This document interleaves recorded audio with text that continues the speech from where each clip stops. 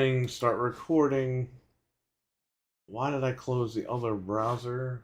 Oh, no, I didn't. Okay. Let's see here. We're live. Oh. Arms disappeared. And we are live. We're live right now, so don't go all Hulk Hogan on anybody. Oh, geez. I say that every week. Jesus. Just to keep everybody in line here.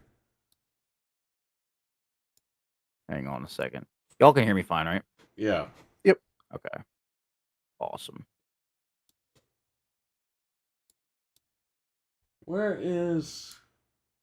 Oh, well, everything's good. So you're just going to wait till somebody comes in here. All right. Reveal yourselves. So I like how, really quick, Meltzer is spinning this whole Punk thing as Punk is trying to get the Bucks to leave. And it's like, dude, they're going to leave anyway. Like, you didn't know that? That's probably been their plan. That was their plan. You know why? You know how I know? Because Nick Jackson needs surgery and he's not getting it. Because he doesn't want Tony to hold his contract. They're going. And Meltzer trying to spin it like, oh, well, they're going to go because Punk is mentally forcing them to leave. I'm like, no, he's not. He's using telekinesis to, like... Yeah, he's Professor X, this guy, Punk. They're going to go over there. They're going to play with the Usos. Usos are going to kill him, and they're going to be benched. It's going to happen. And the minute they cause drama over there, that's it. They're out. And then Jericho's going to go, too. They'll finish their career at Impact Wrestling. All right, is anybody here? The minute they call Jericho for the Hall of Fame, he's out of there.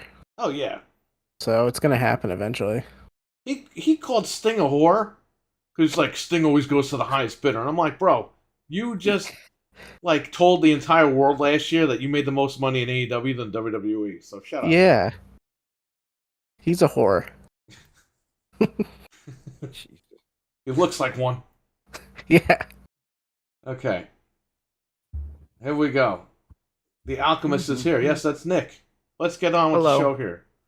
Hello, and welcome to Game Complainers, episode 497. I'm your host, Barry. And Frank. And Nick. Special co-host, Nick. You may remember him from such things as... The Cheap Pop Podcast, R.I.P. Jesus Christ. All hail the exhausted one. Hello, everybody. Hello. I'm always exhausted. Hello. Dreadpool is here. Jamie on, what's up, man? How you doing? We haven't seen you in a little bit. RWK, what's up, man? What's up, guys? We got a lot to talk about. Do some of your viewers even know who I am? Or is that some of them? Yes. They followed us on both. Okay. Alchemist remembers? Sure. Yeah. I'm Anthony. I'm Nick. I'm Anthony's older brother. For those who don't know. Yeah, he's Anthony's older brother. I'm Nick's brother. If we can't get one, we get the other one. That's the way it works in that house. Yeah, exactly. All right, so we have a lot to talk about. I'm still at my uncle's place until we get a place. All right, cool. Now, not me, the guy in the chat, Jamie on. Anyway, what happened? Like, Nintendo dropped a huge bomb this morning. I was going to cover it, but I woke up and I got post-nasal drips. I was like, I'm taking a Zyrtec, going back to bed. They dropped a bombshell this morning, and I'm like, I woke up and I was like, really? No new hardware, huh? I saw the thing yesterday, and I was like, whatever. Like, they don't have anything in the pipeline, and they said it's going to be focused on Pikmin. So I was like, I'll just watch it later when I woke up. So I got up in the morning, did what I had to do, and I went back to sleep. I took a nap, and I slept through the whole thing. I wake up, I go on YouTube, and I see the Mario RPG thing, and I'm like, people are clickbaiting. And then I saw it was Nintendo, and I, like, crapped my pants. I was like, wait, what? And then I watched real quick, Jamie on. We hope that everything gets better, man. Sorry to hear that. I hear about your mom. Yeah. Oh, man. Hope she gets better quick, man. We got Liquor Sandwich here. What's up, man? How you doing? All right, so Frank, continue with your... So I kept seeing stuff, and I was like, this is unbelievable. Like, there's no way this is all real. So I went back and I watched all this stuff, and I was like, holy crap. Like, they really crapped everything out. Because I think this is the last year of the Switch. I really think this spring coming. We kind of were told that earlier this year that they were going to drop a bombshell of remasters and remakes this summer. Yeah. And yeah, they did that, but guess what? They all come out in October and November. It's like, who's got money for this?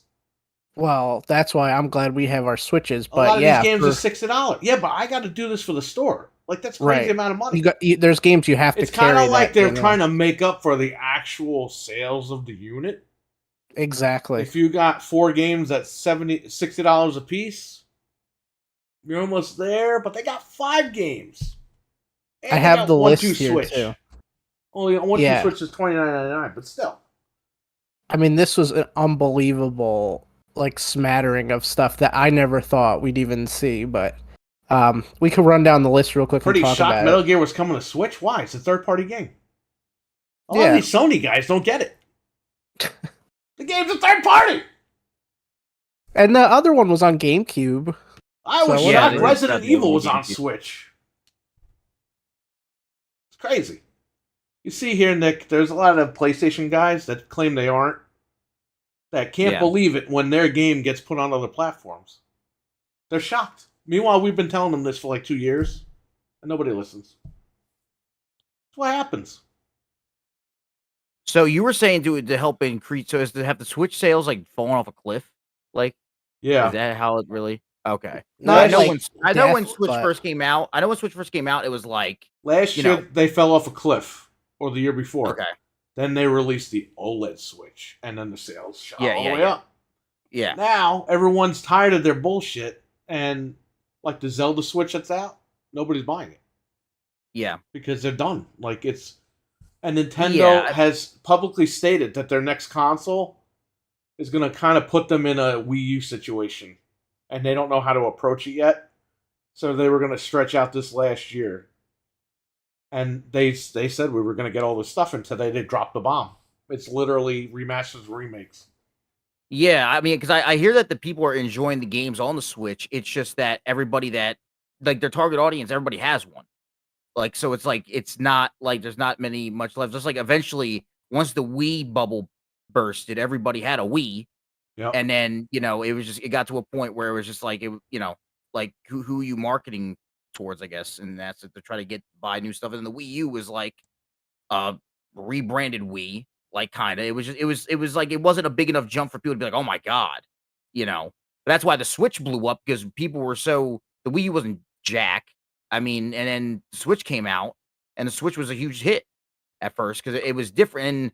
And now you got and now, I mean, the Switch was ahead of its time because now you got stuff like the Steam Deck and stuff like that, which is allowing for you to game in your bed or game, wherever the hell you take the fucking thing, And nonsense. I want the Asus Rogue.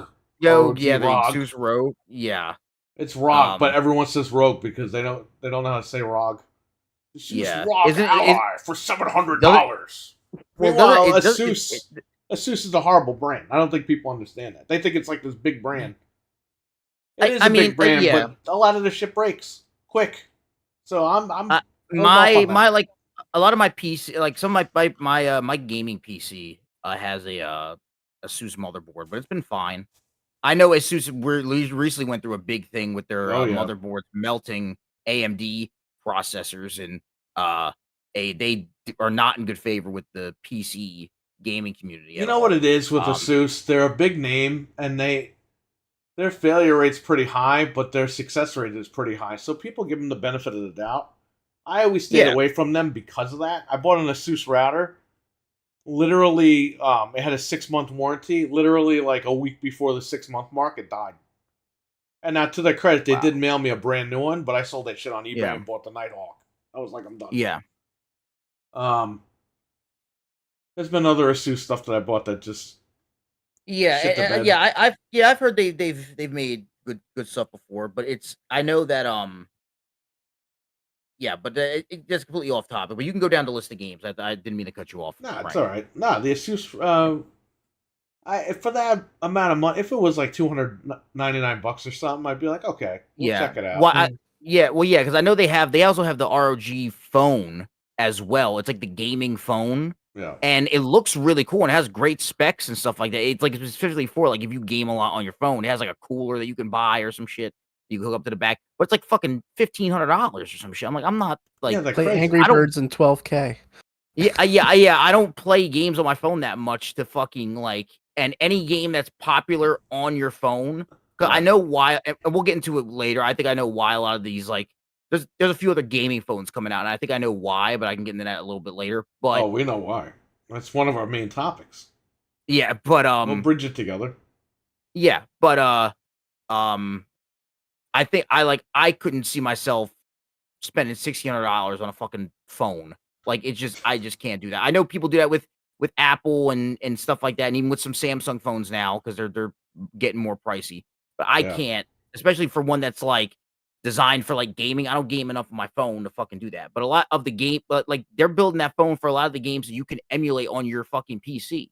There's apps you can use to emulate like people play. Like I know the biggest mobile game is like Call of Duty Mobile Right. and you can play that on your PC, like in 4K, like 120 over 120 frames. Like you can play it on your PC as a full blown with mouse and keyboard or controller. So it's like you don't need to play it on your fucking phone. It's like, and it'll run better than on a phone, honestly, on your PC. But continue, Frank. Well, Dreadpool said, Frank, how about the Batman collection? Oh yeah, we're gonna get to that. Not everything on this list is a banger. Trust me. There's a lot of stuff that You I want was to play like, Batman at 10 FPS? Great. yeah, like 25 years after it came out on everything in the entire universe. I But told you, the Switch is a portable 360. No one believes me. literally, it is a portable 360. Stevie Mac, what's up, man? Go ahead. But yeah, I mean, we can just we could jump into this stuff. Some of it was good, some of it wasn't. So they headed off with Pokemon DLC, which they still have not fixed the game, so that was pointless for me. They showed Sonic Superstars, they showed Persona, then they showed the Detective Pikachu sequel, which looks like they just used the exact same assets and upscaled them as the 3DS one. So I don't know how that's going to work. But that comes out October 6th. So, which we'd heard about this a long time ago, Detective Pikachu, and we were like, where is it?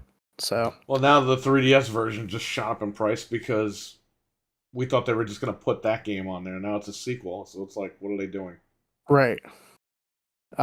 Which it's odd they didn't put the first one on there. I don't know why. They're trying to bridge a lot of the stuff so that you don't have to have multiple systems. Obviously, they want to sell it to you again, but like now all the Pikmins are on Switch, so they're doing it with Luigi's Mansion and stuff like that. But Yeah, we'll get Luigi's to that. Mansion, the 3DS game, is getting a port now to Switch. Right, which is good that you don't have to play it on 3DS, but I don't know if a lot of people are going to just run out and buy it. Like, it's not. They will. It's Mario Luigi. People will run out and buy it. Yeah. But anyway, so yes, we got Detective Pikachu. That was cool. They screwed up Wario again. Wario. Oh yeah, that game looks like a wreck. That looks like the Wii U version that I got rid of, and it goes for a lot of money now. Yeah, that Wario. Listen, Wario is not to be used with motion controls. Okay? No. Now I'm not buying it. No, there's no point. Why would you do that when you have 1-2 Switch? They always lean him into that, and it always fails, and then they're like, oh, we lost money. No wonder why I lost money, because nobody wants to play Wario with motion controls. The other one on Switch was good. It's like, why don't you just do that? What are you doing? Like, why are you going backward now? Because they think scratching your ass with a towel is fun. It's not. But you have 1-2 Switch already, so why are you doing this? Oh, they got the other one coming out with the cow face or the horse face on it. Oh yeah. Oh my god. So then after that they showed Super Mario RPG Remake, which I was shocked for. That's been like the redheaded stepchild of Nintendo for years. They never acknowledge it. Everyone asks for Geno constantly in Smash. They always ignore it. Because it was a Square thing, that's why. They had an issue with Square. Right. So the only other way you could play it besides on Super Nintendo, they had it on Wii, I think, on the Virtual Console. But now it's coming out again. They finally did listen to people, I guess, or decided they wanted money because they need money. They said this game was coming out in 2024, but then the Amazon listing says October of this year. November 17th. So Yeah. what were they saying at the Direct? They were like, "Oh yeah, well these are coming next year." It's like what? No, the Detective Pikachu's October 6th, Mario RPG's November 17th. Yeah, but they said at the Direct, you got Mario, Luigi, and there's a Peach game coming out. That's and they're next, like, yeah. These are all coming out in 2024. But then Mario RPG is this year, so they probably screwed something up there. The Peach game is 2024. I'm guessing that's going to be early 2024. What I'm trying to say is, are these going to be games for the next system? It depends when it comes out, I guess. If it comes out in the spring, That's what we've been hearing. That's the whole thing. I agree with somebody in the chat said it too. I think the next show is going to be the hardware. They'll probably wait till January, so everyone buys all the stuff during the holidays. In January, they'll drop the bomb for the new one, and we'll get it in the spring. That's what I'm thinking. All right, Jamie, on. Take care, man. See you later. So right, yeah, then they announced Metal Gear. They showed Luigi's Mansion, which didn't get a release date. That's the 3DS port. They showed the Batman Arkham Trilogy coming out in fall, which who the hell is going to buy that at this point? The game is the old Arkham games? Yeah, the old Arkham games are coming. They're porting them to Switch for some reason. And I don't understand why. Like, yeah, I don't. There's not a new one coming out. Who's going to play it in crappy quality? Like, the games are like $2 on PC. Yeah. I don't understand why they did this. Oh. All right. Okay. My air conditioner was... I turned it off, but it was still on. I was like, what are you doing? Ooh. So yeah, if you want to play Batman in crappy quality, there you go. They showed Mario Rabbids DLC, which that game is not doing well. And they actually came out and said the other day that Nintendo recommended that they wait to put that game out until the new Switch comes out, and they just put it out anyway. Still a noise coming from somewhere. Oh well. Whatever. Sorry, I had to get my cat out of here. Oh, it's okay. We're used to it from Anthony. Yeah. Oh man, I need a new chair. Like 100 years. They showed Pikmin 4, which comes out in July 21st, which is fine. We've known about that game. And then they dropped, I don't know why they did this now and not before, but they put Pikmin 1 and 2 on Switch with good controls. Because before you had to play like the Wii version. You gotta buy a new microphone. Oh, me? Yeah, you. What's wrong with it? Every time you talk, I hear buzzing. Oh, I have another one right here. If I need to use it for real. What's the common theme with cat interruptions? Yeah, my cat was. Yeah. That's what Dreadpool said in the chat, not me. Cat interruptions? And RWK in the wrong way. Well, there you go. Oh my god. Can't read that. ACR, what's up, man? Stevie Mac, what's up? What's up, guys? It's not my mic, right? At all? No, it's him. Every time he talks, I hear... Is it still happening? Yes. I wonder what... You have an air conditioner on or a fan or something? No. But I do have another mic if I have to use it, but it depends how bad it is. I mean, I can't really notice it, but... That's me. It's stopped. Talking. Okay. Maybe my phone was too close or something. Yeah, get your phone out of here. Yeah, it's all the way over here now. Okay. So anyway... No, it's happening again. Just keep going. Who cares? Okay. They announced Pikmin 1 and 2, which they should have done this months ago. They're trying to get you to buy 4, and the other one comes out in 1 month from today, and they announced it. So I don't know why. I'm not a fan of this. They're dropping all these games at once. It's like, who's got money for all this stuff? I have to order all this stuff for the store, and I don't have enough money for this stuff. They literally dropped them today, digital, and then there's going to be a physical copy. $5,000 worth of fucking games in like a span of like 2 weeks. Some of these games come out the same exact day. In October, there's like 2 games that come out the same day. It's unbelievable how much they just hacked into this thing for. And you know what, man? This is the fuck Nintendo thing. You know what I mean? Like, I'm sick of them. Oh, we need money. Meanwhile, you're sitting there for 5 fucking years with no games, but they need money because the system ain't selling now. All year, besides Zelda, what did we get? You know what, man? Fucking buy a hack Switch and fucking pirate their games. Fuck these motherfuckers. Don't give them any money. That's all right? I'm sick of this shit. Hey, that's what we do, and it works you out for Japanese us. motherfuckers want to take the towel and rub your ass cheeks with them? Go fucking right ahead. You ain't getting my cash. Fuck you. That's it. It's a cash grab. It's clearly a cash grab. They don't give a shit about what the people want. Where's the Link to the Past? Where's Metroid Prime 4? Where's all this stuff? Where's they just crapped out as much as they could to get you to spend money at the last year. They want to justify the last year selling that console. That's what they want. The last holiday, because they know people are going to get really pissed in the spring when they release the new one. Yep. Like, well, we gave you a bunch of games last year. It's like, thanks. I don't know. I'm sick of this shit, man. I'm just so tired of it. It's totally evident with the way that they just, like, how do you shadow drop Pikmin 1 and 2 a month before the new one? Like, we had months where there was nothing. They want the cash. Yep, and they know people will just buy it, and they know people will double dip because, you got to have your physical of it. You got to go out and buy your physical, but I got to play it today. Manufacturing is really bad shape. That's nothing to do with this, though. If it's in really bad shape, why are we getting 10 fucking games all of a sudden? Yeah, and they're still making Switches like no problem. They're crapping out Switches left and right. The problem is they're not selling because everyone has one. That was the problem they faced before the OLED Switch came out. Then when the OLED Switch came out, sales went up 155%. Yeah. Now they're running out of gimmicks. It's like you can't sell another one because the new one's coming out. This camera, everything's screwed up tonight, huh? Here we go. Yeah, they can't. There's no more hardware for them to launch. Like, what are they going to do? That's it.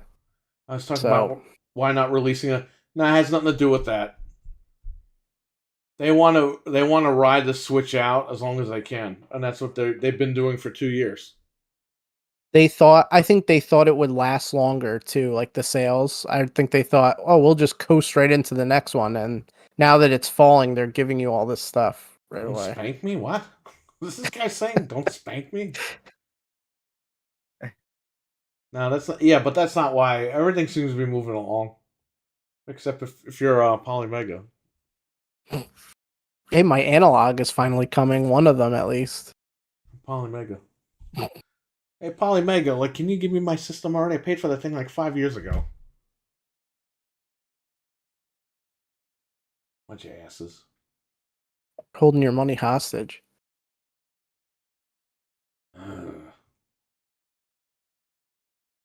So then they announced Metal Gear Solid Master Collection for October 24th. Which that's was coming a Sony game. It's an exclusive. How could they? Coming to everything. So I would not recommend buying it on Switch. Fucking GameCube. Why do people act like this is breaking news? It was on GameCube before. Yeah. Whoa!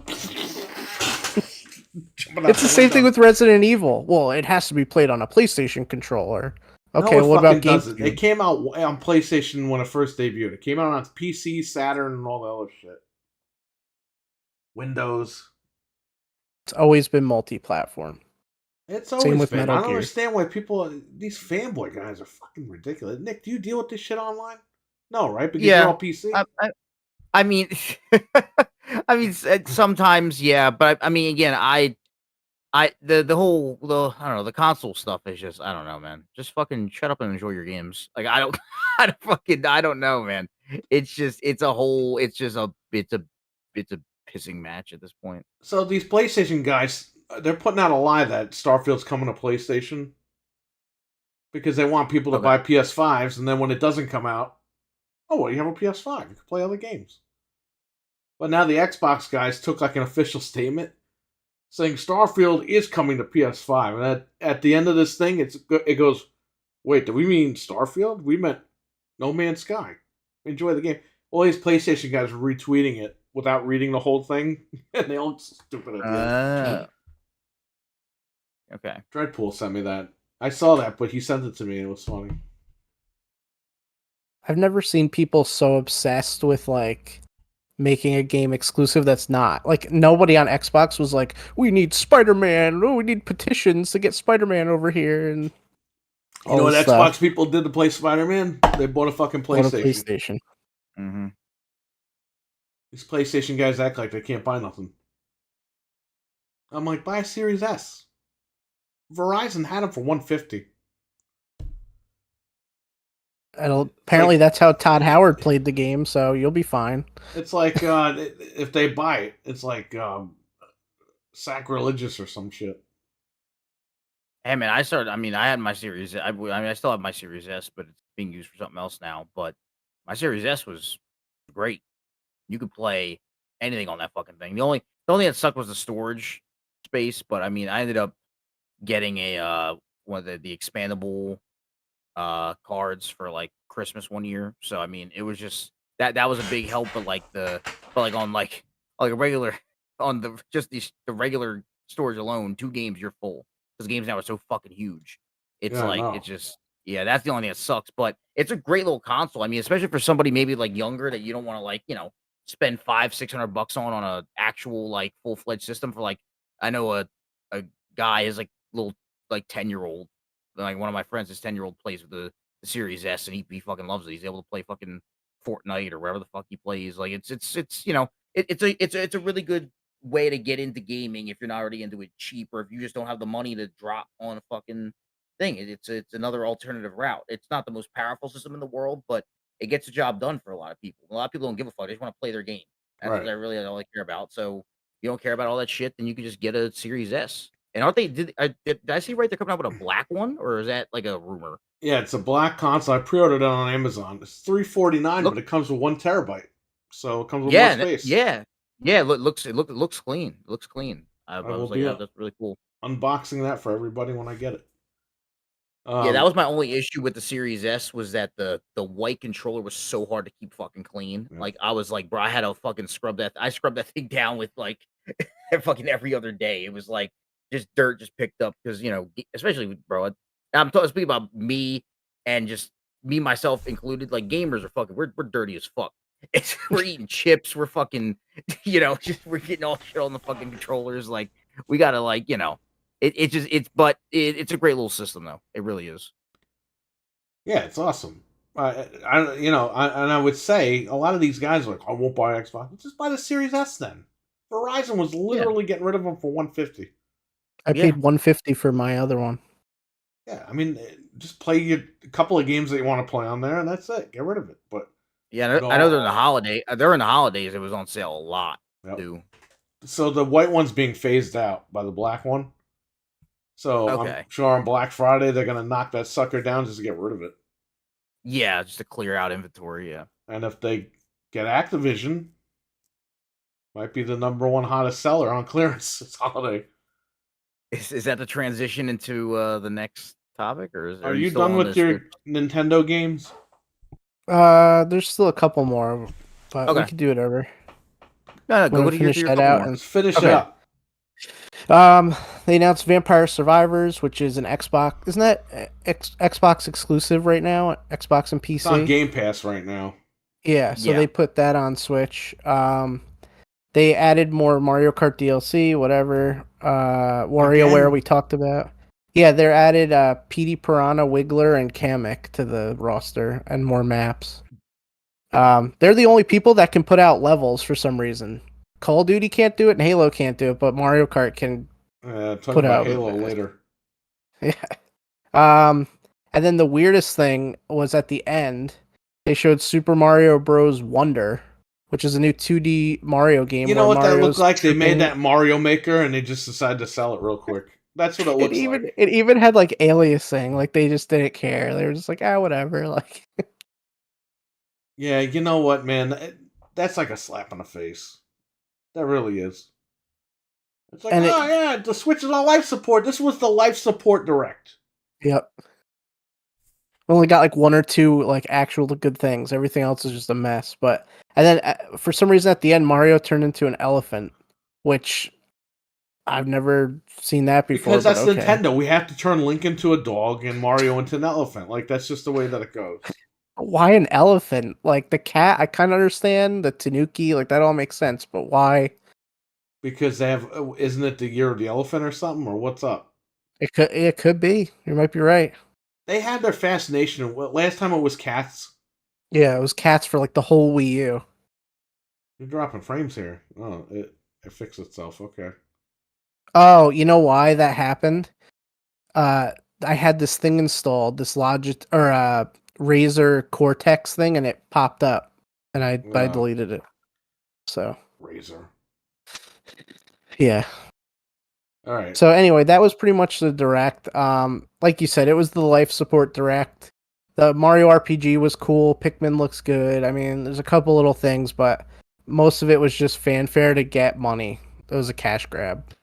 So who's the guy from Mario RPG that nobody wants? That everybody wants? Gino? Gino? Fuck Gino. No! Everybody wants Gino. Nah, that's alright. Oh. Sad. So we have Final Fantasy coming tomorrow. And apparently this game's getting, it runs like shit. So it was going to show the power of the PlayStation 5. Remember that? I don't know if it runs like ass. It runs like shit. Yep. You put it in performance mode. It's 1080p, and it could drop down in frames. It doesn't have a 4K mode. It checkerboards to 1440 from 1080, and the frame rate is all over the place at that mode as well. It's 1440 upscaled to 4K at 30. And if you put in performance mode, it's all blurry. Like, literally blurry. We played the demo, and we were like, what are we playing? Yeah. And people are shitting on Starfield. Like, oh, well, that's 4K 30. That should not be the standard. It's like, I agree, but you know what? At least it looks good. This Final Fantasy game, it ain't there. Yeah. I thought that was supposed to be the standard. You got all these PlayStation guys saying that should be the standard. 4K 60. It's like, okay, motherfucker, you don't have an Xbox. Well, what about your game, Final Fantasy? Yeah, it's 4K 60. Nope. Upscaled 1440p and 30 FPS with frame dips. So and we have to wait 6 months for it on PC, so 6 we months, can't even escape. Yeah, well, if it was on PC, I would play it on PC. Yeah, so PlayStation is paying Square not to put games on Xbox or PC. So, and their financials came out. They're losing a lot of money. So let them keep doing what they're doing. They'll be out of business soon enough. It's funny because I heard about the day one patch, and then you sent me the thing. And it doesn't even fix the performance. So what's the point? And the developer said last week this won't require a day one patch. This game, like, we're finished with the game, and then it comes out they got a day one patch. I think and no matter what the I'm seeing it more and more. No matter what the console or platform, whatever, all these games are not fucking finished when they come out. Yeah, like the majority of them are not. They're all broken, and they all gonna need a patch. I remember I was thinking about buying fucking the Star Wars game, and that shit looked like it was running on a fucking potato. Yep. On PC, it was terrible. People with like 4090s were getting like 20 frames or something. It was something stupid. Yep. Like the game wasn't even playable, and like it was like something that had to be like fixed or patched or some shit. But apparently it's better now, but the performance is still not where it should be on PC. So I'll wait. Like I'm not gonna. It's $70. I'm not gonna drop $70 for something I can't even play. And that's what a lot of people are. Even people in real life, not even online, are telling me. I don't see what the big deal is with $70. I'm like, because at 60 they're coming out broken. Now at 70 they're really coming out broken. Yeah. Like, we didn't have that issue 15 years ago, not even 10 years ago. Now this is starting. The only problems that we had like 10 years ago, the Assassin's Creed games online. Those games were always fucking broken, no matter what. Yeah. But like now this is every game, and it's ridiculous. And then they're raising the prices. So it's like, no, they're not worth the money at these prices. me and you keep getting robbed. We finally just stopped buying stuff right away because we just kept getting robbed. Look at Saints Row. I waited. I got it for $15. That's all it's worth, if even. It's worth less than that, but come on. Yeah. But that's the thing, is we would buy games right away. We kept getting scammed. No more. I ain't doing it. Yeah, no more. Look at Far Cry. I never bought that. And it's on PlayStation now. I got robbed on that. I got robbed on Star I told Wars. you I we were got gonna get robbed robbed that. on Far Cry. It's the same game. It's copy and paste. I liked 5, but they screwed it up. Ubisoft always finds a way to ruin something. If they have something good, they ruin it. Somehow. I don't know. What's the next topic? Or are you done with this, or what's up? Yeah, that's the direct. So, I mean, it was nothing spectacular. There's a lot of stuff that they announced, but The a lot of it Nintendo is Cash Grab Direct. yeah. A lot of that stuff I'm not buying, so obviously. Yeah, it's all right. Back from the dead. What's up, man? What's up? All right, so you want to get into this Microsoft Activision stuff, because this is some big Tomorrow's stuff the day, happening. baby. Tomorrow's the start. They go to the FTC. They take them to court, and we will see what happens. They're sending everybody over there. And Jim Ryan's appearing, but in video format because he's a pussy. He's not even gonna. It just came out tonight. He is not gonna even be live. Actually, he came out a couple days ago. video. I don't know what you read tonight, but it was out a couple days ago. Well, a couple days ago, I thought he was appearing by video, like live, so he could answer questions. So and how stuff. is he appearing now? By videotape? Yeah, he's just pre-recorded, no questions. Like he's not gonna even be on the phone. So this asshole flew to Brussels 85 times, convinced them to squash this deal, and he's got the balls to not even show up. Not even on Zoom or anything. Not even. He's gonna sit back with his little martini glass and wait for the news, like a villain from Batman. He probably didn't want to wake up because My it's mom- 5 hours different. RWK said my mom's going. To the hearing? His mom's going to the hearing to the FCC. I don't even know what this thing is. Get ready to hand out the Kleenex and carrots to all the ponies. Yeah, exactly. I think that's what's going to happen, man. But you know what? Even if the deal doesn't go through, at least it's over. We don't have to hear about this again for another 2 years. And that's what would have happened if they didn't do this. What they did, it would have dragged on for 2 to 3 years more. So they were like, "This is it, final showdown, get it over with." David R, what's up, man? How you doing? What's up? Well, I hope that it gets resolved. I hope that it goes through, obviously, because we win. Game Pass, it'll go in there, all that stuff.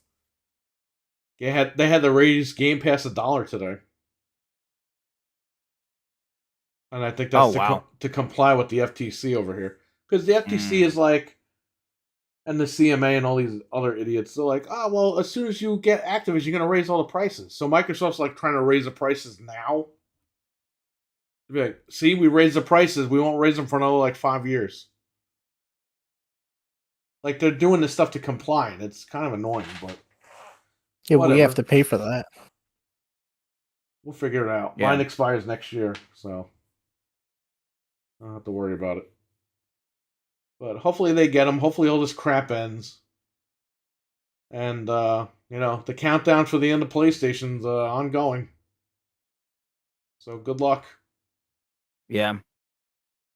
They never signed the deal. They never signed that deal. Yeah. I mean, I hope it goes through only because Activision's current fucking regime is not the brightest, and their workplace. I mean, I don't know how much it would change their workplace, but I know their workplace is stuff that came out last year and the year before.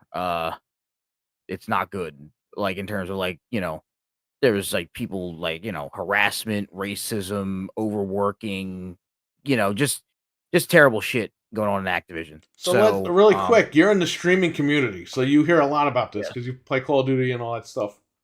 Yes. We know about Bobby. About Bobby's Bobby Kotick or Bobby, whatever the hell his name is. Bobby Kotick We know that he has called several people, left threatening voicemails. Yeah. Because we would joke that he would call up Jim Ryan and curse him out. He won't even answer the phone. He doesn't want to get threatened, I guess. Yeah. Yeah, if Microsoft does get the company, it's going to help. You know, Microsoft is one of the best workplaces, apparently, in the tech industry. Yeah, so it's like with people in I guess in specifically I for people who don't know, I do stream on Twitch. And I've been streaming for about a little over 2 years now. And the primary like I'm streaming like the Call of Duty community. I play other games like right now I'm playing Valorant, which is a fucking hellhole of a game. It's rough, but I love it. But I stream primarily Call of Duty, both multiplayer, Warzone, whatever. And Yeah, so I'm involved with a lot of people in the Call of Duty community, and actually do know some people who have worked for like the Call of Duty subsection of Activision. And it's just been, it's like the main thing within the community is that one, they hope that the workplace environment fixes itself, but also is that like these people they like a big thing for at least in the Call of Duty community because there's so much like a lot of people are not happy with the newer game, so they want to go back and play the old games. The problem is the old games are hacked to shit. You can't fucking play. There's certain things that are fan made that are online that were a outlet for people to play these older games. Like they were like these like you had to like I think you had to like buy the game, but then you download this other program. I forget what it was called. Um, but it was called like something warfare. It was like a program you could use to play like the old Modern Warfare 2, the old Modern Warfare 3 on PC on stable servers with no hackers, no drop. But they recently had to shut down because Activision sent them a cease and desist, essentially saying, "Yeah, you can't be doing this." And there's another one called Plutonium that is around. That's for like the Black Ops games, so you could play like the Black Ops 1, Black Ops 2, like all the old ones on there, and they're hoping that they don't get a cease and desist, but we'll see about that. But a lot of people like one thing they're hoping with this acquisition that Microsoft can help maybe like put up the old games or like make them more stable, do something, especially like a lot of the cloud games now are on Steam, like the newer ones. Right. So maybe something where they can re-release them on PC, like maybe they don't have to be remastered, just something that's like so you can actually make it playable because people will pay money. Even if they put them on Game Pass, people will pay money to play those. Yep. So it's like I just saw a comment, you cannot play without Cronus Zen users. They just actually fixed that, though. Their Activision's anti-cheat now bans you immediately if you have a Cronus hooked up to your console at all. Yeah, their Ricochet anti-cheat. So they actually that was just recently they fixed that. But hopefully with the acquisition, it fixed some things. And like Activision has so many properties they don't do shit with. Yep. They own so much stuff they don't do shit with as like the and then they take their and the problem with Activision is it's a Call of Duty is their biggest success, but it's also what leads to their biggest downfall because they focus so much on Call of Duty. They focus so much on Call of Duty. They took Toys for Bob, who made Crash Bandicoot 4, who was starting to work on Crash Bandicoot 5. They stopped Crash Bandicoot 5 and said, "Yo, you're working on Warzone." And they're all like, "Why? We're making Crash Bandicoot." Like, why the fuck? They're the same company that made the Spyro remasters, which are really good. Yeah. Yeah, and they did a great job of Crash 4. I love that game. They were working on it, and they just put out Crash Team Rumble. I think it came out today, I think. Or it's like the new Crash, it's like a party game, like 3v3. You could do online. It's some weird shit, but it's not a main game. It's like more of like a party game, kind of. Yeah. But yeah, they put them on Warzone. They took Vicarious Visions, who did the Crash remasters and also the Tony Hawk remasters, took them and said, "Oh, you're working on Blizzard." Good. I'm glad because Vicarious Visions sucks. Fuck those guys. I hope that they shut that studio down. And I'll tell you why. Masood, what's up, man? Now listen. Here's what happened with Vicarious Visions. They made the Crash Insane Trilogy, right? Yes. Yep. The remaster. Yep. And they said originally it was going to be a 60 FPS on the PlayStation and the Xbox. Yeah. Oh no, Razor. Hey, what's up? What's up? That's my friend Karina. Shout out to Karina. There you She's a goat. go. Thanks for coming in. Um, they said Crash was gonna be, 60 FPS or whatever. Then they went back and they released it in 30 FPS, and the game is like unplayable on console because it's in 30 FPS. And they put a statement out saying, "Oh, it's your muscle memory," because the game is like super hard because you can't get the proper like, "Oh, it's your muscle memory" and all this stuff. And they put a whole statement out as to why you just suck as playing the game. And then people were coming into my store and saying, "Well, it was hard on PS1." I was like, "No, it wasn't. I beat the fucking game without a problem." Yeah. What do you think happens? It comes out on PC, I'm running through all the levels. No problem. On PlayStation, I can't even get through the first level. Xbox, I can't get through the first level. PC, boom, I'm going right through the whole level. No problem. Because you got to 60 FPS. Yeah. That's why I didn't like what they did. They put a statement out basically saying, "Yeah, you guys suck." And they remember the pill shape? Instead of them patching the game and fixing it, they didn't do that. Yeah, they created Crash as a pill-shaped, instead of when Naughty Dog had him, it was a box. So if you got too close to an edge, you'd slip right off because it's a curved and if you jump onto a platform and you were right at the edge, you fell right through. So, whatever. They might have been good before, but they sucked at that game. But anyway, so I think that Activision, what they have to do is if hopefully the sale goes through, they have to kind of be like, all right, what do we have here that we can like just, because they have a bunch of, I mean, I'm even forgetting some properties that they own that have been dealt with years. They just own the IP and that they could use. And I think that, like, sure, Call of Duty makes you a ton of money. They make like fucking something stupid, like 100 million a month on Call of Duty or something. They own Activision owns a lot of the 90s PC games, the Sierra games. Yeah, because that's they huge acquired, deal. Yeah. They could like reboot or remaster something or just do something new with them completely. They can make compilations, collections. Game and Pass for PC is going to be bigger than the consoles because you have that whole list.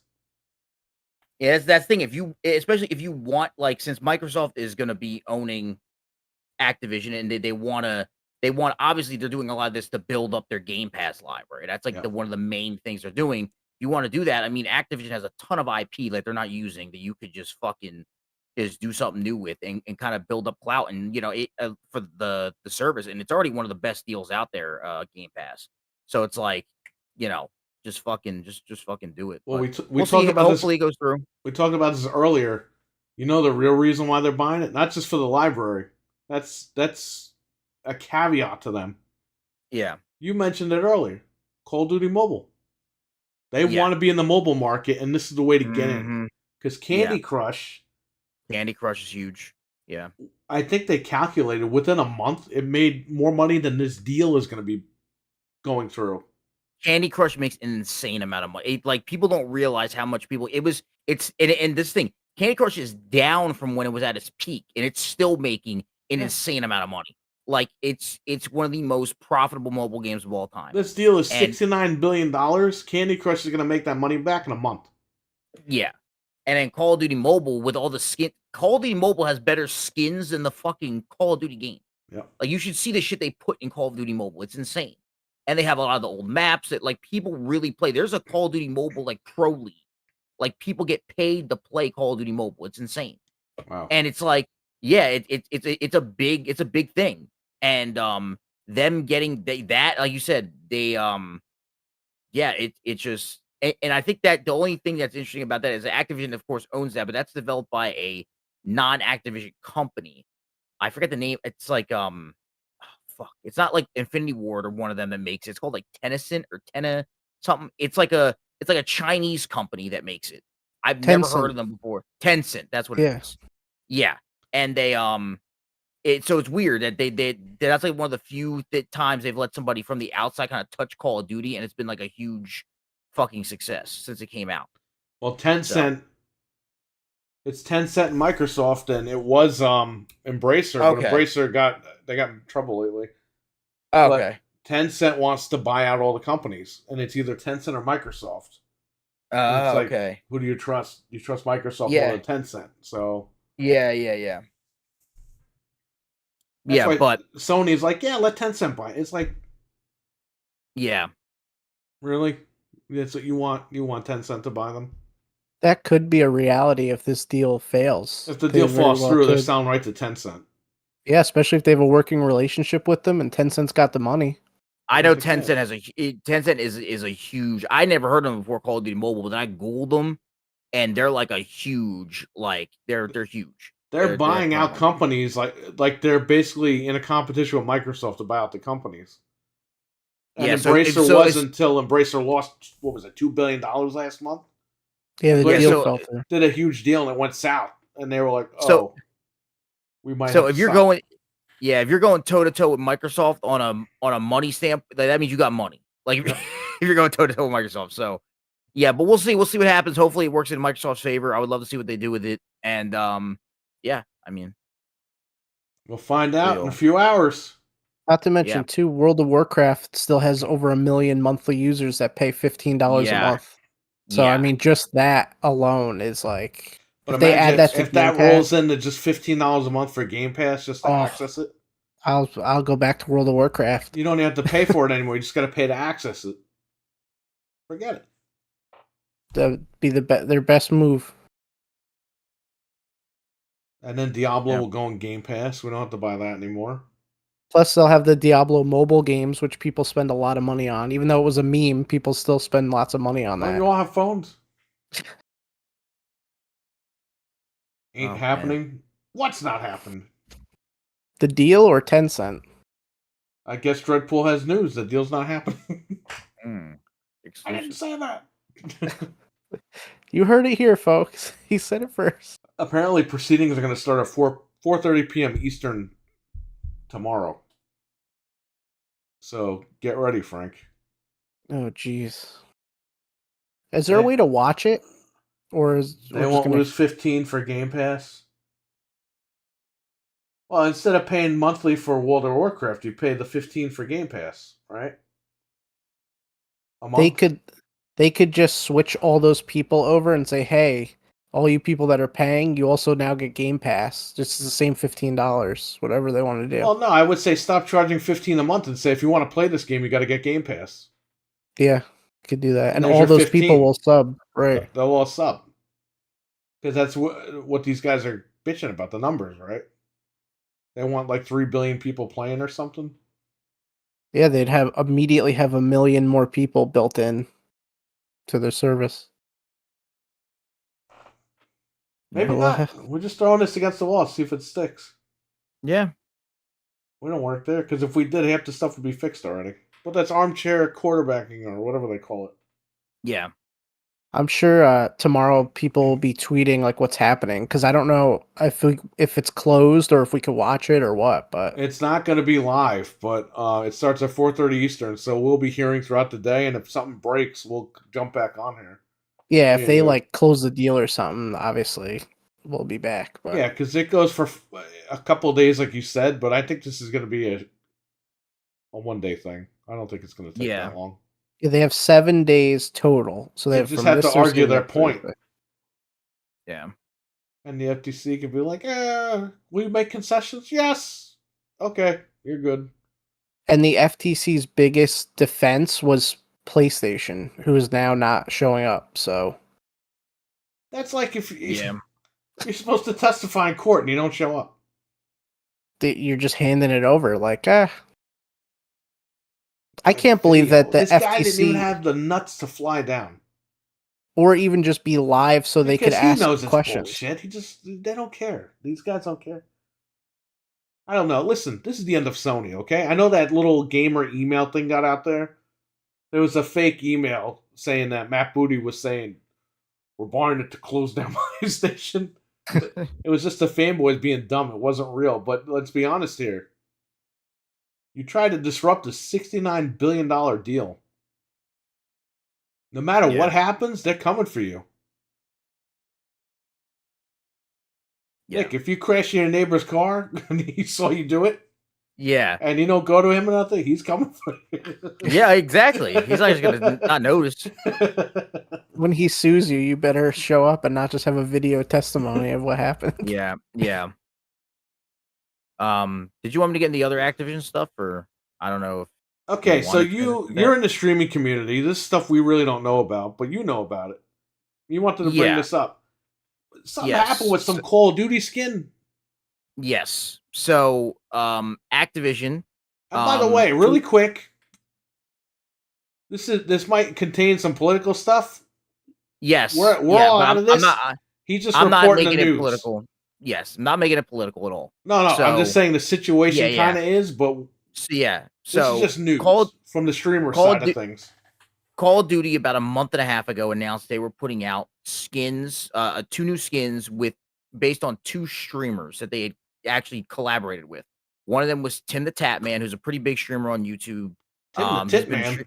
yeah, Tim the Tim the Tip he Man Taylor. yeah, yeah, no, he's a great streamer, great community, like great I think he has I think he has 6 million YouTube subs, but he's pretty big on the platform.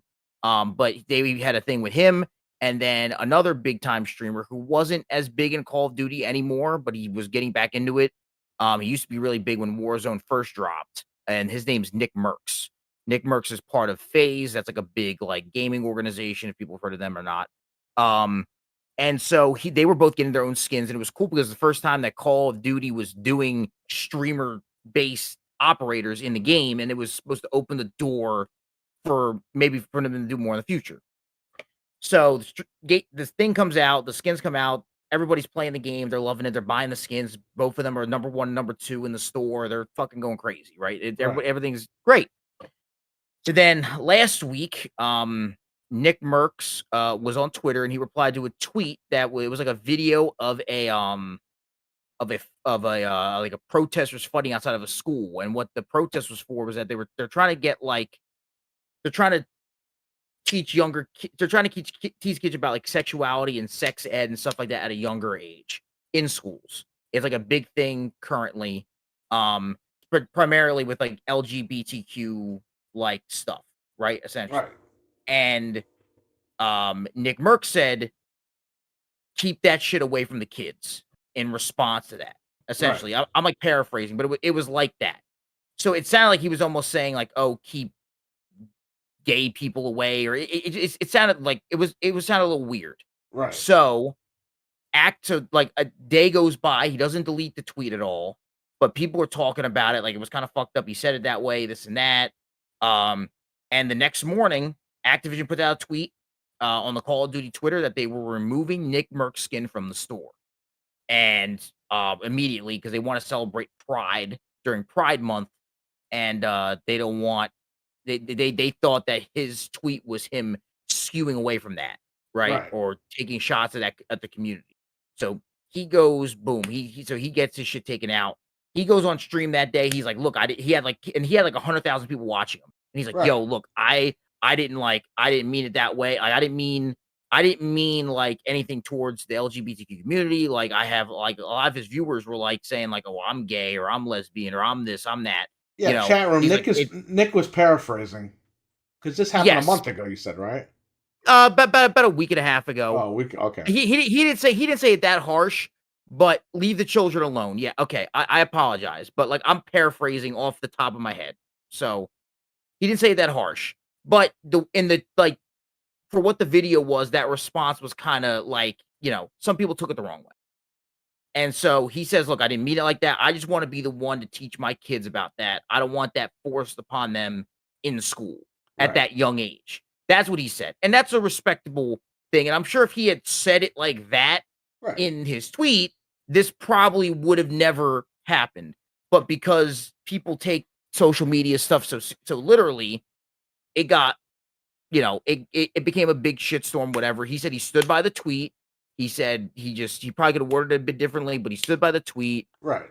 This and that, yada, yada, yada, right?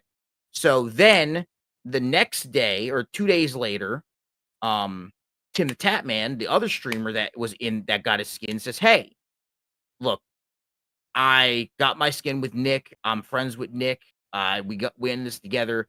If you took out his skin, take my skin out. I don't want my skin. And his skin was selling like crazy. He was the #1 selling skin because he's probably one of the biggest creators in the Call of Duty space. Like he's huge. And Wow. they took his skin the next day. They took his skin out, and it was so now both of their skins are out.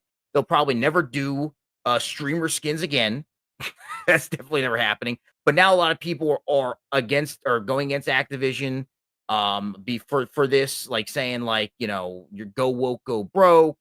There's been a lot of anti-gay, even though I don't think that Nick Merck's comment was anti-LGBTQ per se, but there's been Right. that like subset that does not agree with gay marriage, does not agree with the LGBTQ community, that does not agree with anything like that. They're all like saying like, you know, Activision's going woke and they're, you know, we gotta, you know, like we don't need a Pride Month. All this, you know, people just spewing just stupid bullshit on, in my opinion. I'm just saying, speaking for me, I think it's stupid bullshit to say that stuff.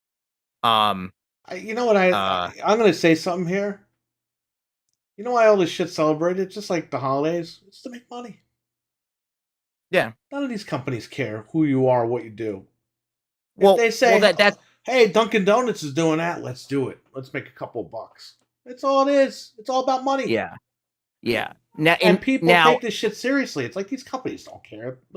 If there was a freaking like Mario turned into an elephant, if there well, was no, if there was yeah. Elephant Man Day, and everyone celebrated, Activision would jump right on. Hey, it's Elephant Man Day. Buy the T-shirt for another $45. Yeah, here's money.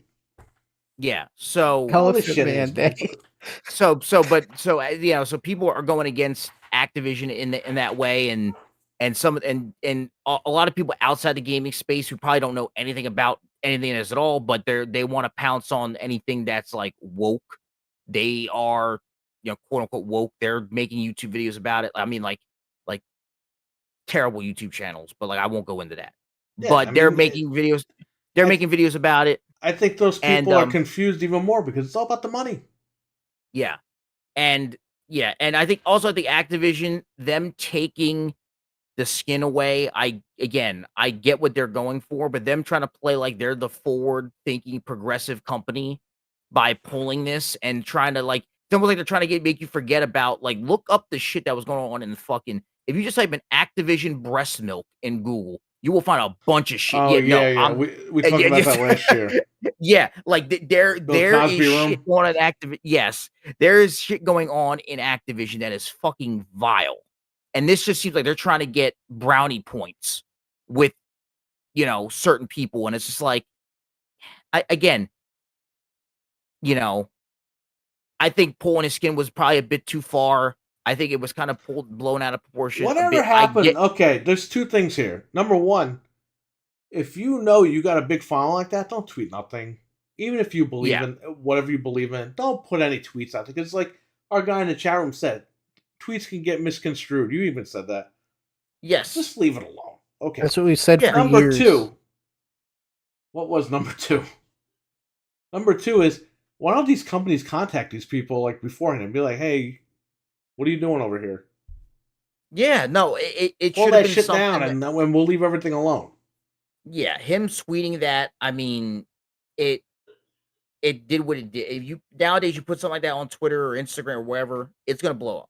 And it did. It blew up. And then, you know, I think someone mentioned it in your chat. Doctor's Respect came out and said that he was no longer playing Call of Duty. He uninstalled the game. Said that he won't play it until they put his skin back in the game, where they publicly apologized to Nick Merckx. But since then, it's been just kind of nothing. Nick Merckx has been playing other stuff on stream. He hasn't been playing Call of Duty, which is huge because he's one of the bigger streamers. Um, Tim, the Tap Man, the other guy who pulled his skin, he has not been playing Call of Duty. I think he just played the new X Defiant beta that came out today, the new Ubisoft game. Yeah, but how long can they go without playing the game? I mean, that was what their fan base was built around, right? Call of Duty. Well, yeah, I mean, Tim has been around. I mean, Nick's been around for a little bit too. He used to be a Gears of War pro, Nick Merckx. He was a Gears of War pro. He was a Halo pro, and then he transitioned to streaming because he had like the personality and stuff like that to stream. Tim has been around for about, I think, 11 years. He started off doing Call of Duty, but then he went into Overwatch. He was like a top 50 Overwatch player in the world. He went into Counter Strike. He was like really good in Counter Strike. Almost went pro in Counter Strike. Right. He was so he's done other games. Other than that, he where he really popped off was Fortnite. Fortnite kind of took him to like another level. Like just yesterday, he was playing Fortnite, all stream, the new season. Today, he was playing the new X Defined and then Counter Strike. And he was maintaining about 25, 30,000 viewers, which is only under what he usually averages. So it's like, it over time that could dwindle, but we'll see what happens with that. I mean, if Microsoft does buy Activision, they might try to make nice with these guys. I don't know because the streamers playing the game is a big part of its promotion. That's why they team with these big streamers. Right. The reason why Warzone popped off was because, one, it was COVID, everybody was in the house, and two, they saw streamers like Nick Merckx and Tim the Tatman, who at the time they were the first two big streamers on Warzone. I remember. The only one I don't really watch Nick Merckx, but I watch Tim. I remember Tim when he was on Twitch still. He had, I think, 80,000 people before he went live in the waiting room before he would go live on Warzone. It was insane. Like the numbers that they were getting at that time were crazy. And so these guys were bringing in views for these games. It's promotion. That's why they team with a lot of these streamers to get like early access to stream the game. It's promotion. It's all it is. It's just for promotion. So when the next Call of Duty comes out, if two of your biggest content creators are not streaming it, and then a lot of their friends are not streaming it because they're standing with them, it just turns into a domino effect. It's a really tough spot for Activision to be in. It's a really weird spot for Activision because I get they're trying to they're trying to do what they think is right, but one, it just seems like you're trying to get brownie points, in my opinion. It's brownie points, but at the end of the day, it's all about the money. Exactly. That's all it is. Yeah. People get all upset about this shit. It's all about cash. That's why people do it. It's all about cash. With the companies, okay? I'm not saying the people. People is a different story, but with like companies and corporations, they only care about the money. They don't care about how much money can we make off this today. Oh, this guy is agreeing with this. Oh, that might cost us some money. Let's get rid of this guy. But yeah, I mean, we'll see what happens. But hey, we're not in the streaming community, so we really don't know what's going on over there. Yeah. It was a pretty big deal, and it was also involving Activision. So I thought it was okay to bring it up. But it's a pretty big thing, and it's probably not going to end anytime soon. There'll probably be more shit that comes from it because it just seems like it's just snowballing, and the other people are attacking each other over that aren't even in the gaming community, and they're going back and forth. It's a fucking mess. That's Twitter's a shit show. It always goes down a rabbit hole, and it never ends. Yeah. But speaking of Call of Duty, I did go to the Call of Duty. People don't know, I'm also pretty big into esports. At least for Call of Duty and Valorant a little bit. But I went to the Call of Duty World Championships in Vegas over the weekend. Nice. And it was cool, man. If you've never been to an esport event, I suggest you guys check it out. There's ton. I mean, there's League of Legends. There's but they've gone to their own shit recently. There was Overwatch, but I don't know what's going on with that. That's kind of up in limbo. Call of Duty, Halo has a pretty good esport league and stuff like that. So it was fun. It was 4 days. The winning team got $1 million. It was 10,000 people were there. So it was a pretty jam-packed weekend, and it was Vegas on top of that. So it was just, I mean, the shit that the Call of Duty has their main thing, which is the CDL. Then they have challengers, which if you don't know what challengers is, kind of like minor leagues. The thing about like minor league baseball, it's like that's what challengers are. So in a separate room, they have their minor league challengers, and they were having their championship. Right. A guy gets banned by Activision's anti-cheat mid-game because he cheated while on you play How the hell online did you qualifiers. Yeah. He cheated while he was there. You do online qualifiers. You play online at your house to qualify, and then if your team qualifies, you get flown out to play at challenges. So he cheated while online, while he was at home. He got reported. They reviewed his account. They banned him. Boom. So he's now like he was in the league last year. He's not just some random dude. He played for the London team last year, and he was just like, yeah, no, we're like he's done now. He's fucked.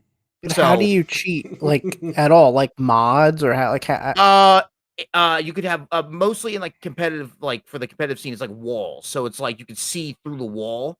You see the people coming before they're even turning the corner. So if you're playing a competitive game mode like a search and destroy or a hard point, you're gonna know like, oh, the guy's on the bomb. Oh, the guy's like you're gonna know his every move. So you're able to pre-fire a fucking corner with a gun and know as soon as they're and then some of them use like I don't know if you've seen like the foot pedals that people have for their PCs for like with they like people that stream, they can like mute their Discord or they can mute they're like these foot pedals you can buy to like you put them to like an action. You could have it like bring up your be right back screen or something on your stream or something like that. People have been buying that and programming it with like an aim lock. So you can actually use it to like if the more you tap on the pedal, it will like increase your aim assist in the game. And so it's like a cheat you can use. It's almost like an aim bot almost, where you can like lock on the people faster. Whoa. wow. And so so people are doing that. I don't know what he was doing specifically. I think it probably was mostly from wall hacking, but yeah, he got banned because Activision's been making good strides with their anti-cheat Ricochet.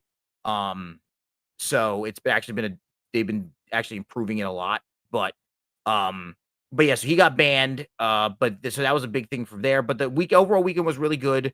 The New York Subliners, the New York team, they won the championship. Nice. $1 million. Whoa. Million. So it was 4 players. So each player gets 250 grand. So it's pretty good, pretty big prize pool on top of the salaries they're already getting. Which is sometimes in the 6 figures, depending on how new you are, and stuff like that. But it was a fun. It was a fun overall weekend. Lots of drinking, lots of fucking just debauch. It was a lot of fun. It was Vegas, so it was Vegas, but it was fun. Now, what goes on with the Call of Duty League from now? Because that's another thing that's going to be addressed, I think, when Microsoft buys Activision, because Activision runs the Call of Duty League. The Call of Duty League is in a team-based format now. They're in the franchise mode. So what that means is like you have like the New York Subliners, the Optic Texas, you have the Atlanta Fate. It's like you have like the city and then the team. So it's like it's like a football model. So it's like, you have like the Dallas Cowboys, this and that. So like before it used to be just a bunch of teams that you would play, qualify. They were playing in hotels and fucking random like side strip malls and shit. Right. And now they franchised it with Modern Warfare 2019. They created a thing called the Call of Duty League. It costs you $25 million to get a spot in the league. $25 million. So a lot of the smaller teams got phased out because at $25 million. So now a lot of the teams now, like the Boston team, the Boston Breach, they're owned by the guy that owns the fucking Patriots, Robert Kraft. You have the fucking what's it called? The Toronto team is co-owned by I think Bell, like the phone company.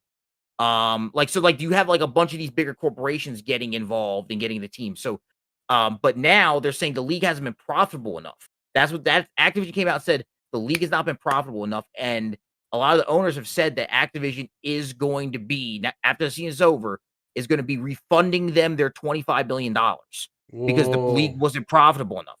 So it's been making a profit, but it's not been like insane, like at first they were able to get away with it because of COVID happened and everything had to be online. They weren't able to do in-person events or, so they weren't able to make really any money off of it. But now there's no excuse. The events are selling out and they're selling well, but they're not doing enough to monetize. Maybe the sponsorship money isn't there. They just lost Mountain Dew as a sponsor. But then the next day they got, I don't know, but then the next day they got Monster as a sponsor. They got Monster as a sponsor the next day. So I don't fucking know. But they were giving out free Monsters all weekend at the fucking event. Just literally trucks of Monster Energy just throwing them out at people. But yeah, I mean, I don't know what's going to happen. They already said the Overwatch League might be done for, which is kind of crazy because they're building a $50 million Overwatch League stadium in Philly right now. Yeah.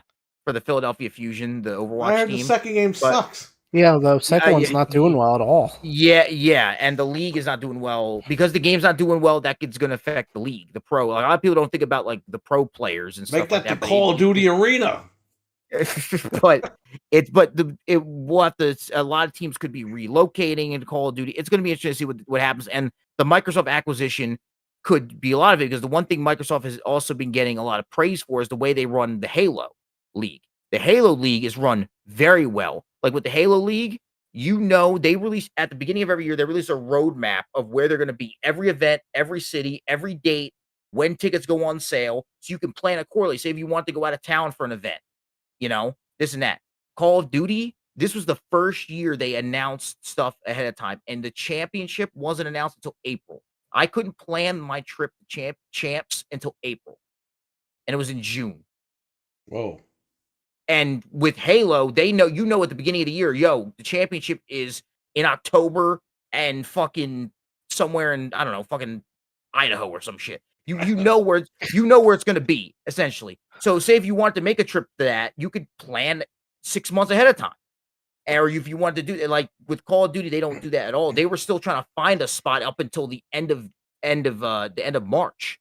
They didn't have a spot secured. So it was they lucked out and got a good spot in Vegas, but it was like you don't know what's gonna like. So if Microsoft takes over Activision, I think that it could be a really positive, especially for the Pro League. I think it could be a really good thing. They have I think it's a Microsoft theater in California. Maybe they'll do it there. I don't know.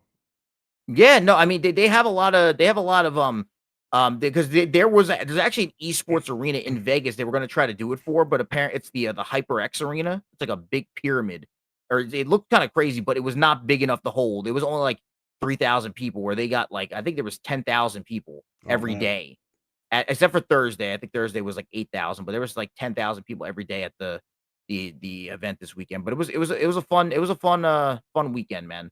And I like Call of Duty a lot. That's another thing too, is that you have a lot of pro players that don't like the game currently, and they don't like this Modern Warfare 2. Modern Warfare 3 is coming out apparently this year. Yep. Maps are getting leaked out for that already, like remastered maps from the original Modern Warfare 3. Yep, I saw like that. some of those pictures. Yeah. So and they're supposed to be announcing that soon, and I think that's going to be done by Sledgehammer, who did Vanguard. They did Advanced Warfare and Vanguard. Yeah. Advanced Vanguard, World War II was the other one they did. And then the next year after that's going to be Treyarch, apparently.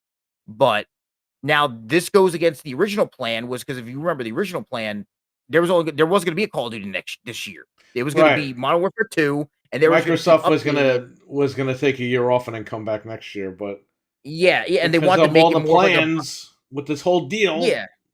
Yeah. That gave you Modern Warfare 3. Yeah, and also I think because like Vanguard, the sales were down a bit because I think people are just tired of World War II. Yep. I think that's why the sales were down. But with Modern Warfare 2, the sales skyrocketed. It was insane because that Modern Warfare name just sells so much. It has so much value, even after because the original 3 games were so like hot, like people regard them as like some of the best Call of Duties, like at least especially in the competitive scene. They refer to them as like some of the best games for multiplayer, story mode. And that was going to be Bobby's big bonus before the Golden Parachute. Now Modern Warfare 3 is going to be the big bonus. Yeah, now they're doing Modern Warfare 3, and then Treyarch is going to be after that, so we'll see what happens there. But also Warzone has not been getting good reviews. The new people were kind of iffy on Warzone, and that's a big factor for them as well. They're doing their first Warzone in-person competition, I think in the fall.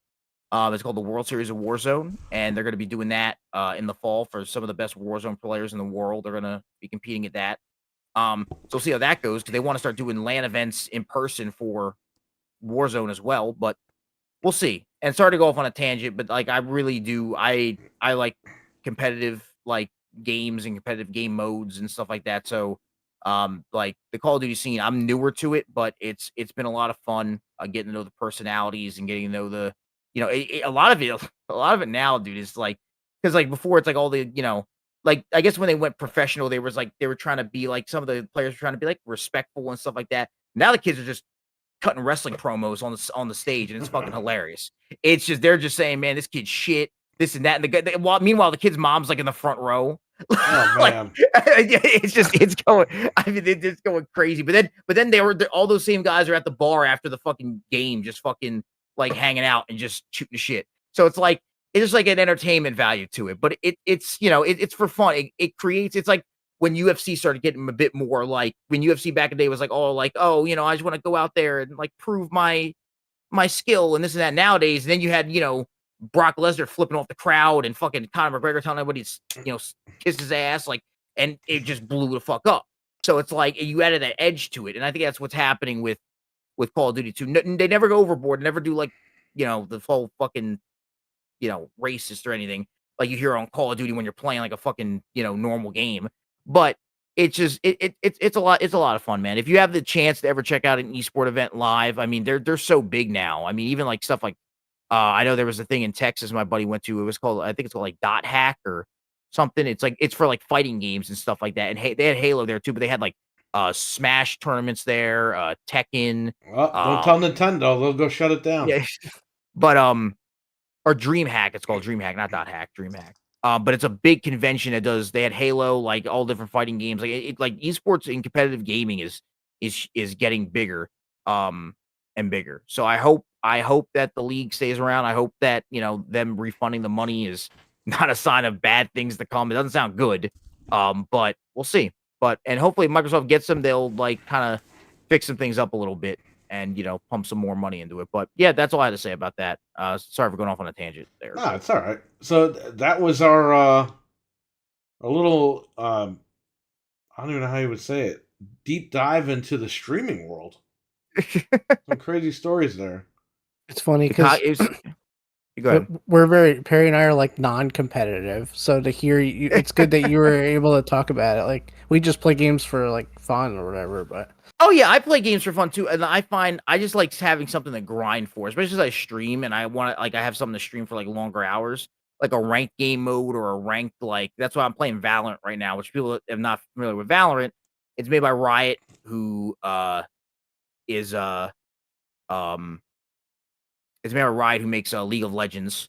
And it's like if like Counter-Strike and Overwatch had a baby, that's what Valorant is. So it's like it's a tactical shooter like Counter-Strike. You have to plant a bomb and either you're planting or defusing. But it's you have all your characters have abilities. So you have characters that have smokes, characters that are more like for kills, so Valorant's been like scratching my itch a little bit just because I've been kind of annoyed with Call of Duty lately. But Valorant's been like I've been like playing the hell out of it, and it's been a lot of fun. Frank knows exactly who you're talking about, Stevie Mac. I know who you're talking about too, and I know the platform you're talking about as well. That's a big thing in the streaming world too, because of what Twitch quick is fucking their creators. Because you're on Twitch. What is going on there? Like you can't curse anymore. You can't say anything. What is going on? Here's the thing. Twitch right now, you can curse stuff like that. Problem with Twitch is right now is that you can't like what they're doing is that you can't used to be able to, if you weren't a partner, you could stream you could stream on multiple places at once. So say if you were doing this podcast, right? You want to stream on YouTube and Twitch at the same time. You could, as long as you weren't a partner. As long as you weren't a Twitch partner with a check mark and you had an exclusive Twitch deal. If you're a partner, you have an exclusivity deal with Twitch. You couldn't stream. I mean, you could stream on any platform. Now their new TOS. If you're even an affiliate like I am, I don't have an exclusivity deal with them at all. Right. But I can't stream on YouTube at the same time. I can stream at a different time. I could stream if I wanted to just stream tomorrow on YouTube, I could, but I couldn't stream if I was doing a podcast. I couldn't stream it both at YouTube and Twitch at the same time. Whereas before, it was only to people with exclusive deals. It's like, why are you penalizing your affiliates? So that's why the Observer stopped streaming on both Twitch and YouTube. Now I got it. Yes, yeah, because it's against it's against the Twitch TOS. Now you're doing that because the main reason people started doing that was because they were trying to just, especially with. That was the thing too, is Twitch cut their sub revenue. So it used to be 70-30. You get Right. 70%, Amazon will get the other 30%. Because Amazon owns Twitch, if people don't know. Yeah. But 30%. Now it's 50-50. Whoa. So now it's 50-50. YouTube is still 70-30. And then there's this new platform, Kick, which is owned by stake.com, which is an online gambling site. They came out of nowhere. They've been trying to stick it to Twitch a little bit. And they're like, yo, we're paying you 95.5. Damn. So you keep 95%, we only take 5%. And they're gonna start apparently once they're affiliate if you get approved to be an affiliate, you have to have like 100 followers, something like that. If you get approved to be affiliate, you can actually start getting paid hourly. They're gonna start hourly payments for streams. So this state company who has a ton of money because they're an online gambling company, they have billions of dollars. They're just like, fuck it, we're gonna create this fucking platform and we're gonna go toe to toe with Twitch. So they're kind of just like, so a lot of creators are jumping over to Twitch and now they're signing guys like, I don't know if you want to bring him up or not, but the guy that Stevie Mac mentioned signed a non-exclusive deal to Kick, which means he can still stream on Twitch. So it's not even an exclusive deal. There's two big ones. One's a woman. One's a woman and one's and that's 2 of the 6. They're announcing 6 this month. And that's 2 of the 6. And apparently the other 4 are like huge. I have my own opinions on Kick, only because I think some of it, the community there is toxic. They don't have moderation is terrible. Their interface is not that good. And some of the people, like, I think that the stake people owning it, the company owning it, it almost seems like they're trying to just bring people over to entice them to gamble online. It just seems like, because when you go to the Kick website, like a lot of the streams they're promoting on the front page are all gambling streams. Right. So it's like, it just seems like there's an alternative motive for that. And a lot of the creators there, now what's the one thing the creators that they are getting all have in common is that their communities, a lot of them are younger communities. Right. So it just seems like they're trying to get younger people that have money that go and, like go and spend money on gambling. But again, it's early, and will the 95.5 be able to be sustainable over a long period of time? Who the fuck knows? We'll see. That's a huge deal. But I didn't blame people for going to Kick. If you were making your living off of streaming, like if that was your full-time gig and your shit just got cut to 50-50 and here's this other place going, hey, I will offer you 95.5, you make that jump. Go over there and get your money. If you got the community that's going to go over there and support you, that's fucking great. I mean, there was a guy last week, we had like 10 viewers, right? And he went over to Kick, he had 10 viewers. Fucking randomly, he's streaming Call of Duty or something one night. It was like last week. A guy comes in, gives him 300 subs out of nowhere, and it was fucking Drake, the rapper. Drake just came in gifted because Drake is a co-owner of Stake and promotes Stake through gambling streams. So after he was done streaming, he just started going down a list of people who had like little no viewers and just gifting them fucking 300 subs. That's a huge amount of money. If you're getting a 95.5 split, he was just doing that. Like, again, it's Drake, so he has money coming out of his ass. Yeah. But it was still like it's interesting to see what's going to happen with that. But Twitch is kind of fumbling the bag.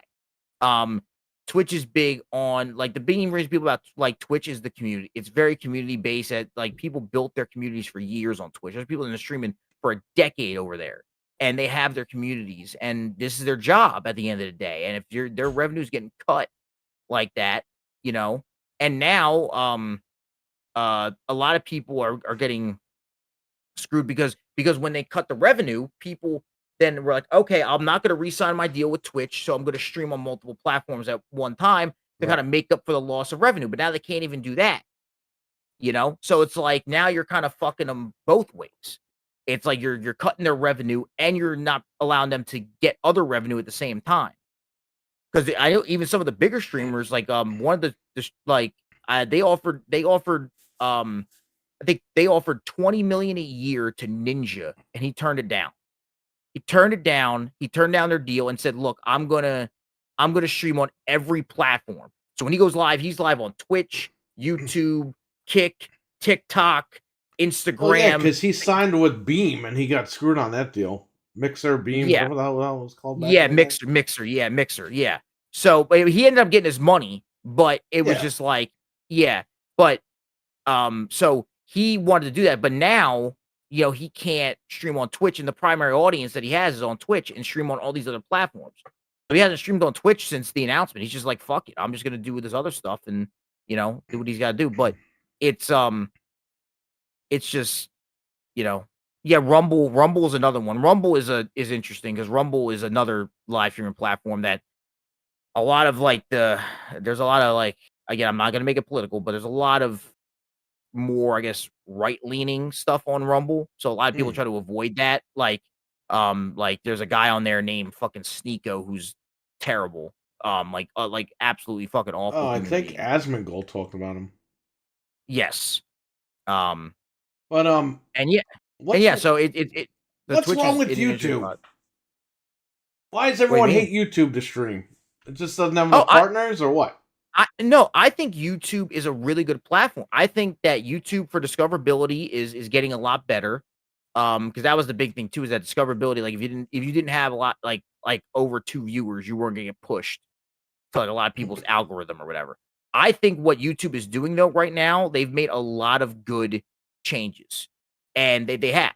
They lower I don't know if you saw they lowered the subscriber amount to be able to get members and donations and stuff like that. It's now 500 subs. Oh wow! So so you don't need 1,000 subs anymore. They do I didn't stuff have to like that. give away that Series S.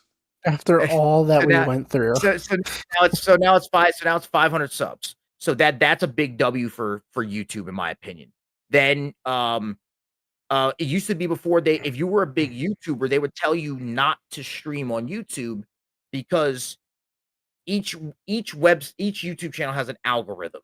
Right. And your algorithm's used to what you post. So say if you post 2 videos a week and each video is 10 to 15 minutes long, right? Your algorithm is used to that. So that's how your videos keep getting pushed out. And that's how now if you automatically would stream and your VOD goes into your stream VOD goes into your channel, your list of videos, it fucks up your algorithm. But Right. now YouTube has tabs now. So they have their video tab, then you have the live tab, which has all your streams, and then they have the short tab, which has all your shorts. So now everything is separated and has its own algorithm, so it's not going to affect your videos at all, Right. which is a huge win. A lot of people didn't realize that, but that's huge. That's a huge win. If you have enough, if you can apply for it, the YouTube Shorts monetization is a huge win. People are making a lot of money on YouTube Shorts. I did that. And My video sucked. I got the game 2 days early, and I didn't make any money off that. But so a lot of people are doing that. I think the other thing too is that YouTube's app is better than Twitch, like their mobile app. YouTube on on your TV is better. Like there's a lot more things that YouTube has. I think the problem with YouTube is this is not a knock on anybody. Their chat is horrible. The chat is the chat is not good at all. Hey, we just got new icons. We got a green SpongeBob icon. Oh no, the icons are great. It just doesn't look as aesthetically pleasing as a Twitch chat. Twitch chat's a lot more you can see the icons a little bit better. There's better badges for the mods that aren't as ugly. There's stuff that's a little bit better. Their mod options, like you can on Twitch, there's a whole mod view that you can go into while you're watching a stream that has all these different quick actions that you can do. And it's a lot more user friendly than YouTube's is. YouTube still has to work on discoverability a little bit more. It's a bit harder for people, and it's getting better, but they still have to do that a little bit more for getting discovered. But I think YouTube's in a good spot. YouTube signed a lot of big creators. They have a lot of eyes on them right now, especially since this is their moment. With Twitch fucking up like this is Google and YouTube's moment to be like, look, we're not going anywhere. The problem was when YouTube gaming first started, or YouTube streaming, they didn't have the right people in charge at YouTube in that department. They had people that had nothing. They knew nothing about streaming, nothing about this, nothing about that. But now the people that are involved, I think the 2 head guys are one used to be in the esports scene for a long period of time.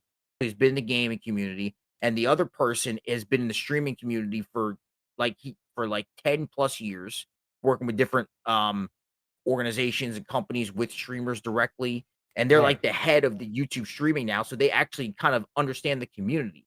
Like the understanding like the Call of Duty rights are up this year, so like YouTube is making a big splash trying to get the exclusive Call of Duty rights to stream them on YouTube, which would be huge for YouTube. They're trying to get more bigger name content creators. That's a big thing too, is that a lot of the bigger names always were exclusive to Twitch. So if you wanted to go watch a big name streamer, you had to go to Twitch. But now, like they signed Tim the Tatman last year, the guy I talked about earlier. He was on Twitch for 10 years, jumped over from Twitch to YouTube because he saw Twitch as a sinking ship. And he signed for a big money deal over here. Dr. Lupo was another big one they signed.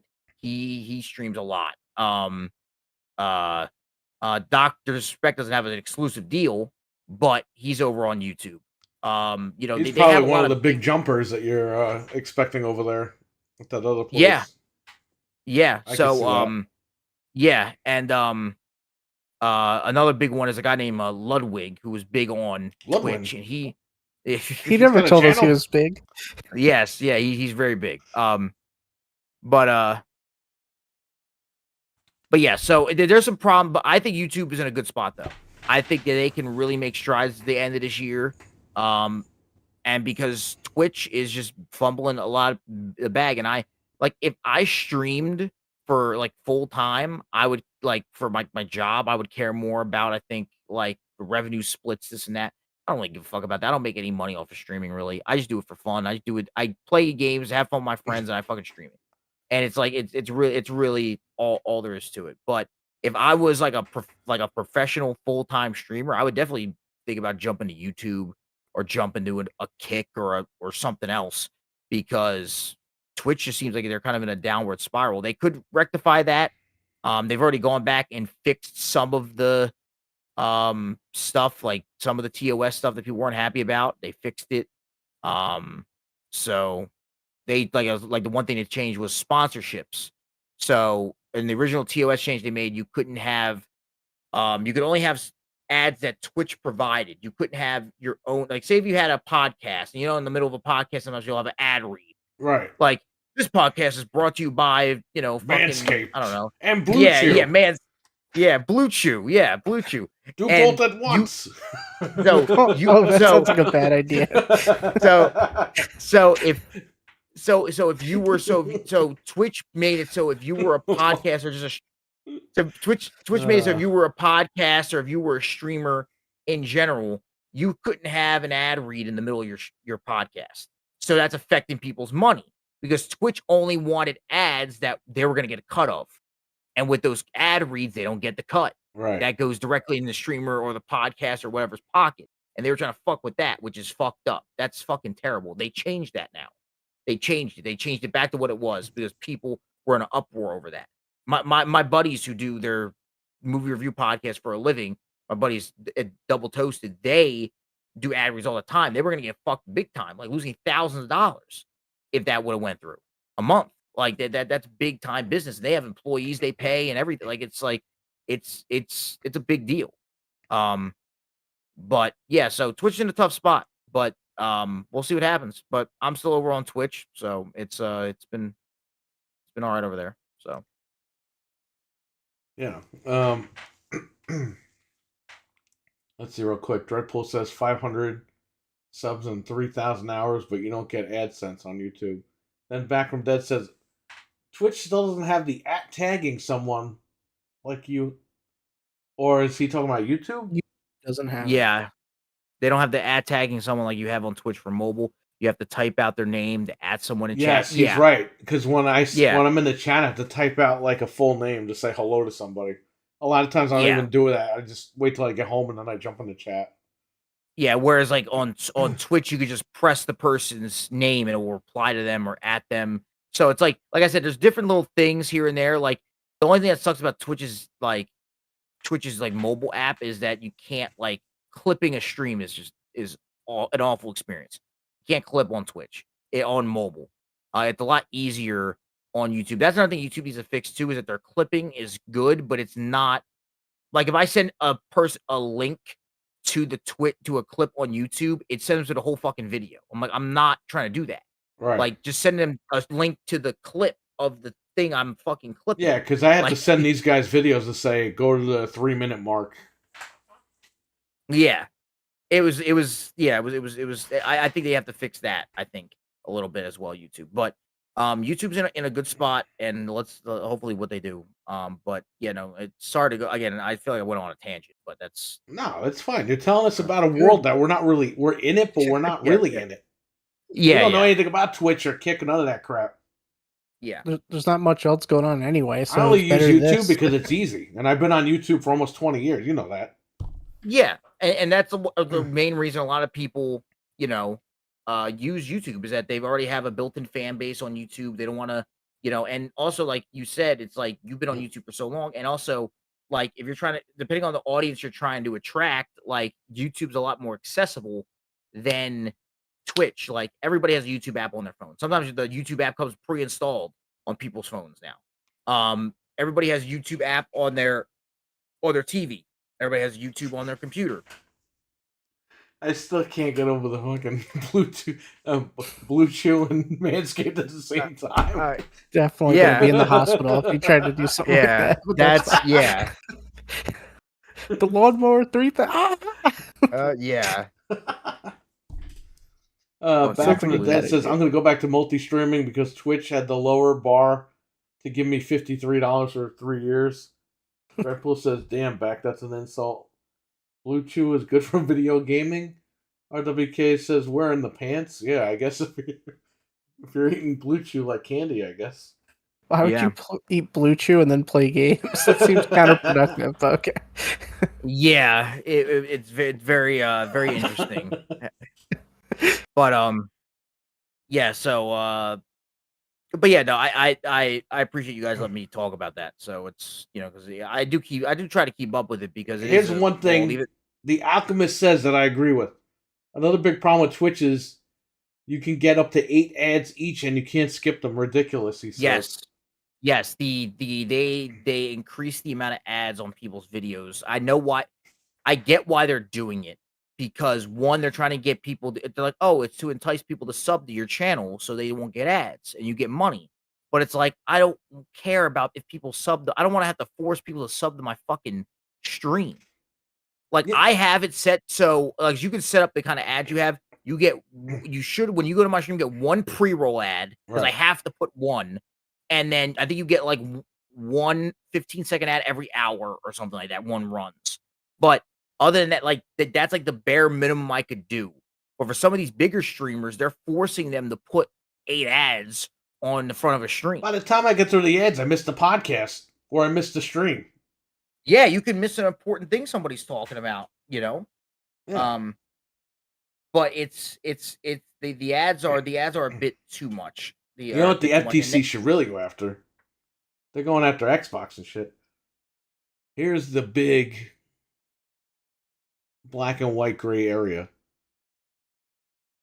They give you ads on the mobile apps for YouTube and Twitch and shit when you're on cellular. That's eating cellular data. That should be illegal. Just saying. That's a good point. You're eating into my data, which means I gotta go pay for more data. If you're on Wi-Fi, okay. But if you're on cellular, no. Yeah. That's they should be looking into that instead of we don't want Call of Duty on fucking PlayStation. It's like, come on. We got real problems here. That's the one thing that gets me all the time. Whenever I'm like driving, I'm trying to drive and then a freaking ad plays. And I'm like, well, I can't. I'm driving. Yeah. I'm listening to like an Xbox show or something. The guy's like, you know why I really hate Halo? Oh, get Blue Chew and Manscaped. Like at the end, I'm like, what happened? Sometimes I just hear like a big bomb or a crash or something because the ad plays. This guy's like, you know what I really hate about Halo? And I'm like, what the fuck just happened? And then an ad plays. I hate the one where the guy's like, do you live in Westchester or need to save money on your electric bill? And it never stops unless you hit skip. It's like, stop. No, I fucking moved there from 10 years ago. Thanks for the ad, though. Why do they think we live there still? Are you still in Westchester? Even though we know you're not. Here's our ad anyway. I got 20 cents for ads on my Twitch stream last month. If I could shut them down, I would. Multiple ads don't make me want to sub. It makes me want to quit watching. I agree. Exactly. No, it will. I've done it before where I've clicked off a stream if there's 20 ads or whatever before I can even start watching it. I installed that Brave web browser on my phone, and there's no ads on nothing. Your brother told me to do that. Really? Yeah, for YouTube. I go to YouTube's website on there, and then you could cast it to the TV, and there's no ads. Don't do that though when you watch this show. I'm kidding. Support the stream. Who cares? Like, yeah. Look, at the end of the day, the monetization's awesome because I've been on it for 20 years almost. Yeah. It's nice to get something back, and we have a great chat room. They gift the memberships and they do the super chats and stuff. Yeah, that's awesome. That's awesome. That helps me buy stuff so I could do the unboxings and play newer games, put money towards like newer games and stuff like that. That helps. But at the end of the day, I'm going to do it anyway, whether I have monetization or not. So, yeah, I get ads nonstop on Anthony streams, and it's usually RE4 ads while he's playing RE4. Well, there you go. That's what happens. Yeah. What else is on your list? There's not a whole lot else. Let's see. All right. So we talked about this when we were hanging out. Did we? I think it was Saturday, whenever. So Callisto Protocol is getting DLC, which why? And it's exclusive to PlayStation for 48 hours. Really? You really need that 48 hours? For some reason, it's exclusive to PS5 for 48 hours. Yeah, so they could call their friend, hey, I played it, it sucked, don't buy it. All right, thanks. The game that's struggling to begin with and needs as much people to buy DLC as they can is pulling something like that. So yeah, I'm going to go out and buy the game on PlayStation just so I can play the DLC I have to pay for 48 hours. 2 days early. And they said it's the final chapter of the game, so it's like you need it. They basically just cut out the last act. It's like that Nun movie that Jesus saw. He saw the movie and the end says go to the website. Yeah, that's exactly. They literally cut the end out and are selling it to you. The website is no longer in use, and if you buy the movie on digital or Blu-ray or something, you can't see the ending. It's unbelievable. And they're making the Nun 2, by the way, right now. Well, maybe that'll have an ending. Maybe the ending will be an NFT. You gotta subscribe to see the ending. Subscribe to Max. The other day somebody said Max. I was like, who the fuck is Max? Yeah. HBO Max. I was like, all right. First it was HBO Go, then it was HBO Max, now it's Max. Max. Mm-hmm. Giving the ponies 48 hours to spoil the ending for everyone else. The game didn't sell well enough for that. Yeah, because it was broken for like 5 months. Yeah, so they got some balls to like do something like that. What happened to people that bought the season pass? They don't even get the ending? You gotta wait. Some season, huh? Gotta wait a whole nother season to see the end. That was Crafton. That's crazy. The cheese company? Oh, Kraft macaroni and cheese. First game and they blew it. They should stick to making macaroni. Ads nonstop. All right. Real quick, I just wanted to bring up. So during the PlayStation Direct, they showed Bungie's new game called Marathon. Right. And apparently, people are having a lot of gripes with this game. Not that it's out yet, but we've learned that during the game you have oxygen because it takes place in space. And you have to continuously refuel your oxygen while you're playing the game or you just die. And it has permadeath. And apparently you can buy oxygen at the start of the match. Man, this story was wrong for all the wrong reasons today. What? Never mind. Oh, God. Yeah. Oh, my God. Yeah, but yeah, so... yes. I forgot. I didn't make the game, okay? But yeah, you see what you've done? Yes.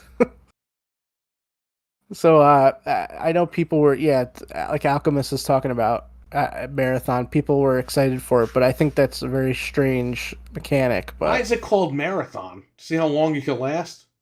I guess. Here's what you got to do. That- You got to take the Blue Chew, get the Manscaped, and play marathon. Something bad will happen. You have to beat it before your Blue Chew runs out. That's it. Why isn't there a Blue Chew video game? They should have Blue Chew DLC for like Power Wash Simulator. I don't even want to say what you got to clean. Jesus. We're all thinking it. Let's see what else. Oh, they announced. Did you Fire know Lara Croft got fat? She did. She's now playable on Fall Guys. Oh Big yeah, fat slob now.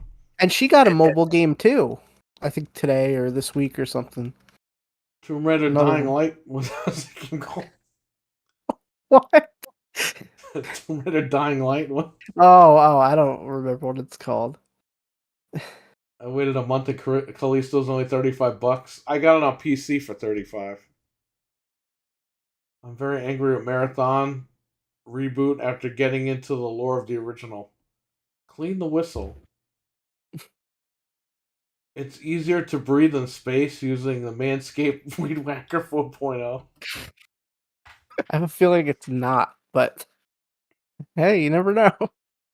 Oh, I've never been to space, so I couldn't tell you. Shatner was. Could you imagine if they sponsored him, Manscaped? He had to wear like a Manscaped spacesuit to go to space. Like how embarrassing. He had to wear be in the Blue Chew ship. Yeah.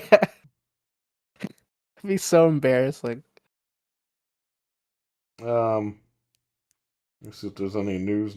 Yeah, I'm gonna look too. Real quick and see. Everything kind of slowed down now that E3 time is over. We just gotta wait for some games to come out. Yeah. I'm kind of on the fence about Final Fantasy now that I heard it's rough Well, like that. You can always play it and send it right back to Amazon for a full refund. That is probably the plan. The story hooked me from the demo, but then I was like, oh yeah, do you Me want too. Insignia put more games playable on Xbox Live from the original Xbox? England International Football 2004 is available now to play online. Star Wars Republic Commando is also playable on Xbox Live. Serious Sam 2 is now available on Insignia. America's Army Rise of a Soldier. Brothers in Arms Road to Hell. Brothers in Arms Earned in Blood are all new on Insignia. Pro Fishing Challenge. Sega GT Online is now available on Insignia. Xbox Live Starter Kit and Zuno Tazen Live. MX vs. ATV Unleashed. That was the game I bought with WrestleMania 21. X-Men Legends 2 Rise of Apocalypse is now available on Insignia. So, Nick, what Insignia is, I don't know if Anthony told you. Okay. You can go on the original Xbox and you can play games online again. Oh. I put a Okay. 2 terabyte. He said you guys had an Xbox. Well, he brought it here. Yeah. That didn't work anymore, so I fixed it and I put a 2 terabyte SSD in there with all the games. So he can play right on Xbox that was Live.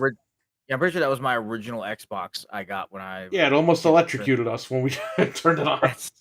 Bro, that thing was. Bro, that shit is over 20 years old. That's Well, he's crazy. got it. It's all hooked up and ready to Yeah. go. Yeah, he told me he went and got it. I didn't know it was for that Insignia thing. That's pretty cool. That's really cool, actually. It should be Resident Evil themed Blue Chew. Anthony would have 150 of those. Oh my god. It's easier to breathe and that. Okay. Nothing else about Nintendo or anything? No, just the same old stuff. I know they made like a big stink about, oh, we used Unreal Engine for Pikmin. It's like one of the only other games where they use Unreal Engine. How do they use Unreal Engine on the Switch? They use Unreal Engine 4. and they claim that they've mastered Unreal Engine 4. Great, on a console that nobody cares about anymore. Thanks, we're on Unreal Engine 5 now. But I thought that was kind of stupid. And they put they're putting Fire Emblem for Game Boy Advance on the Switch Online service. Fire Emblem. I know they Forget can't about stop. Fire Emblem. I'm not into that. Remember when they kept those games in Japan and everyone was happy? Yeah, I remember. It was nice. They won't give me F-Zero, but they'll give me Fire Emblem. Yeah, you know what, Figure man? that out. They could blow it out their Fire Emblem ass. But I know that game goes for money, so I'm sure people are happy. But I know, I still have to unbox the Starfield headset. So the Hyperkin pink controller shipped today? yeah, my red one shipped. Those Hyperkin controllers are the 360 ones? Is that what the ones you were talking? Yeah, they look nice. I ordered all of them, but the pink one shipped, so figure that out. It's weird. Now I know you sell some Hyperkin stuff in your store, right? Yep. Yeah, they make good products usually? Yeah, they're really good. It's shockingly how good they are. I mean, a lot of people, when the Retron 5 came out, people shit all over that thing, but that thing runs fine. Once you update it, it's good. Yeah. But all their products are fine. I tried them out. I heard nothing but good things. I just wanted to ask you directly because I know that you know. What I do is I order an extra one for me. Yeah. When I do an order, and I play with the controllers. I do all the accessories. If they don't pass my test, they don't go on the shelf. Yeah. If they fail, then I throw them in a friggin' bin, and I just leave them there or whatever. Because I might be in the minority here, but I know some people feel the same way. The 360 controller is one of the best controllers of all time, in my opinion.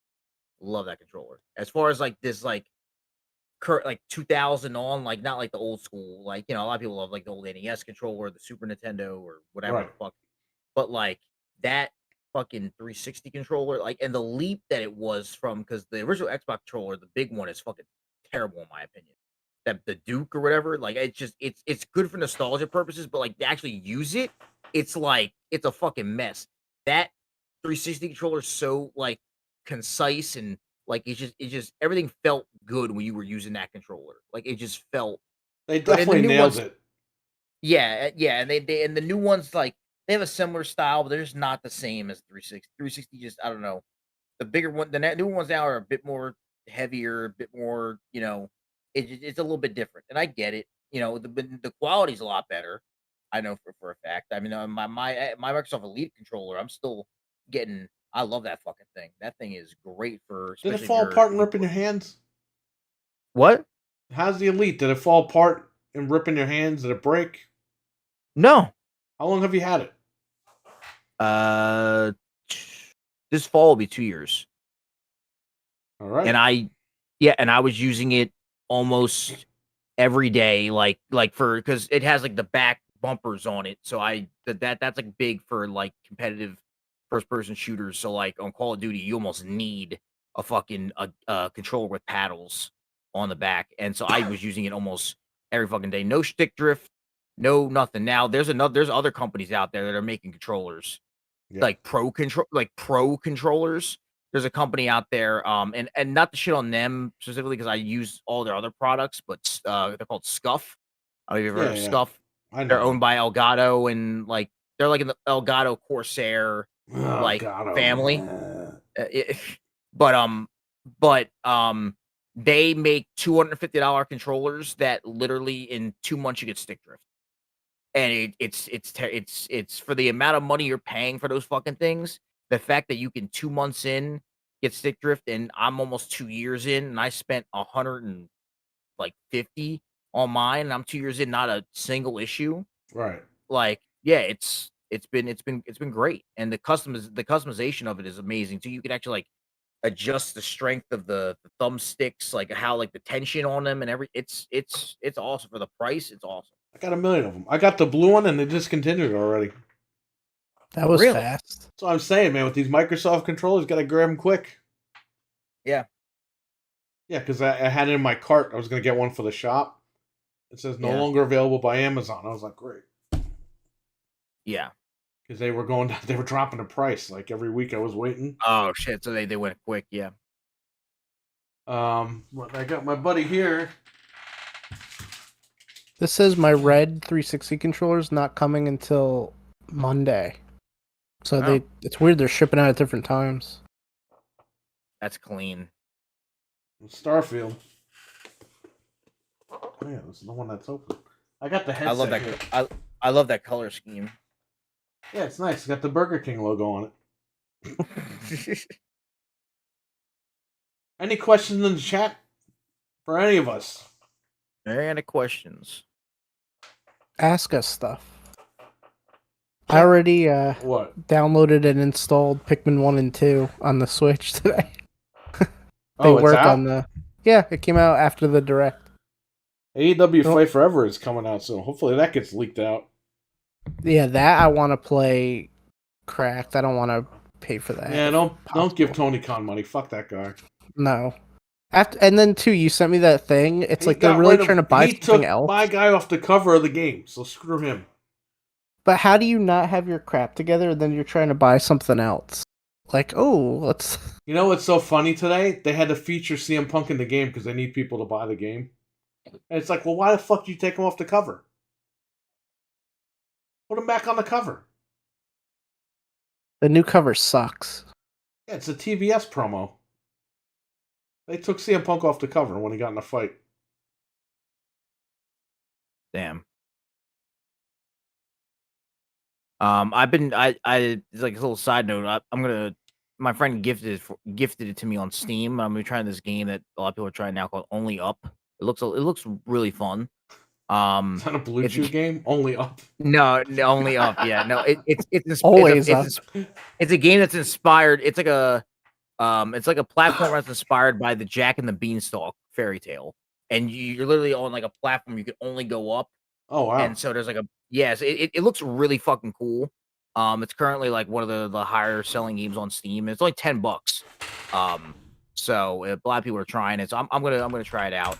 I just finally played. I didn't get to stream it because it was like the day before I left for Vegas, but I got to play Stray for the first time. Oh man, I love Stray. The kitty cat game. Oh, that's so fun. That's such a. I don't know why no one thought of that game before.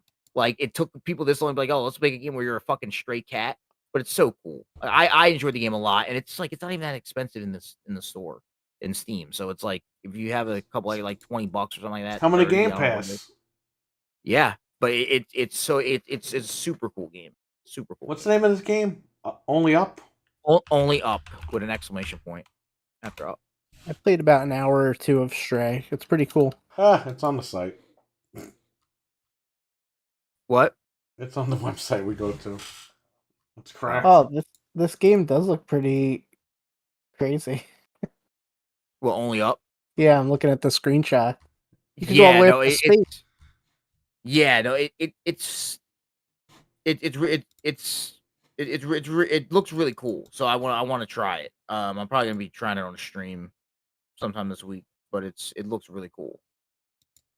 But I always love to see like just different games like that. You know, like just kind of get some notoriety because it's good to mix it up a little bit and to get different IPs and stuff out there because a lot of the mainstream shit right now is just bullshit, man. You're getting lied to. You're getting games that aren't complete. You're getting I'm really getting pissed off at the current generation of gaming. Camo, what's up? How you doing? Or Cam May. Yeah, mama. Okay, so his name is, you see in the chat, it's Cam Ma. Yeah. He meant to put Cam May, like MMA. Oh. And Anthony always says Cam May. I'm like, bro, can you fucking read? It says Cama. And then this guy had to explain to me the other night in the chat room. Yeah. Like, no, I want it Cam MMA. It's like, well, why the fuck did you put a space in between that? I'm at work, only hours. We close at midnight instead of 11. They better make Stray 2. I think Stray 2 is going to happen.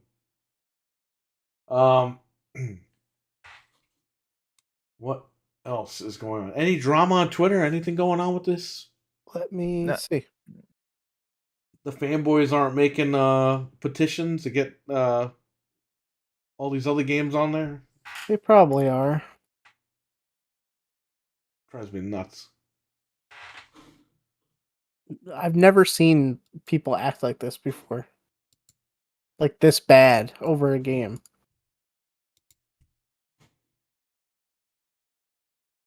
Richard reviewed House of Wax, and he just put 2 out of 10. Ass.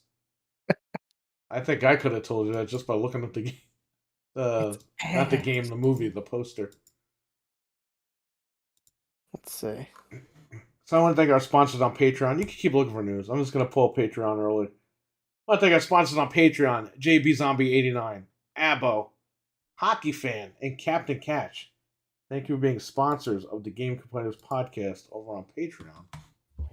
Thank you guys. And I will check.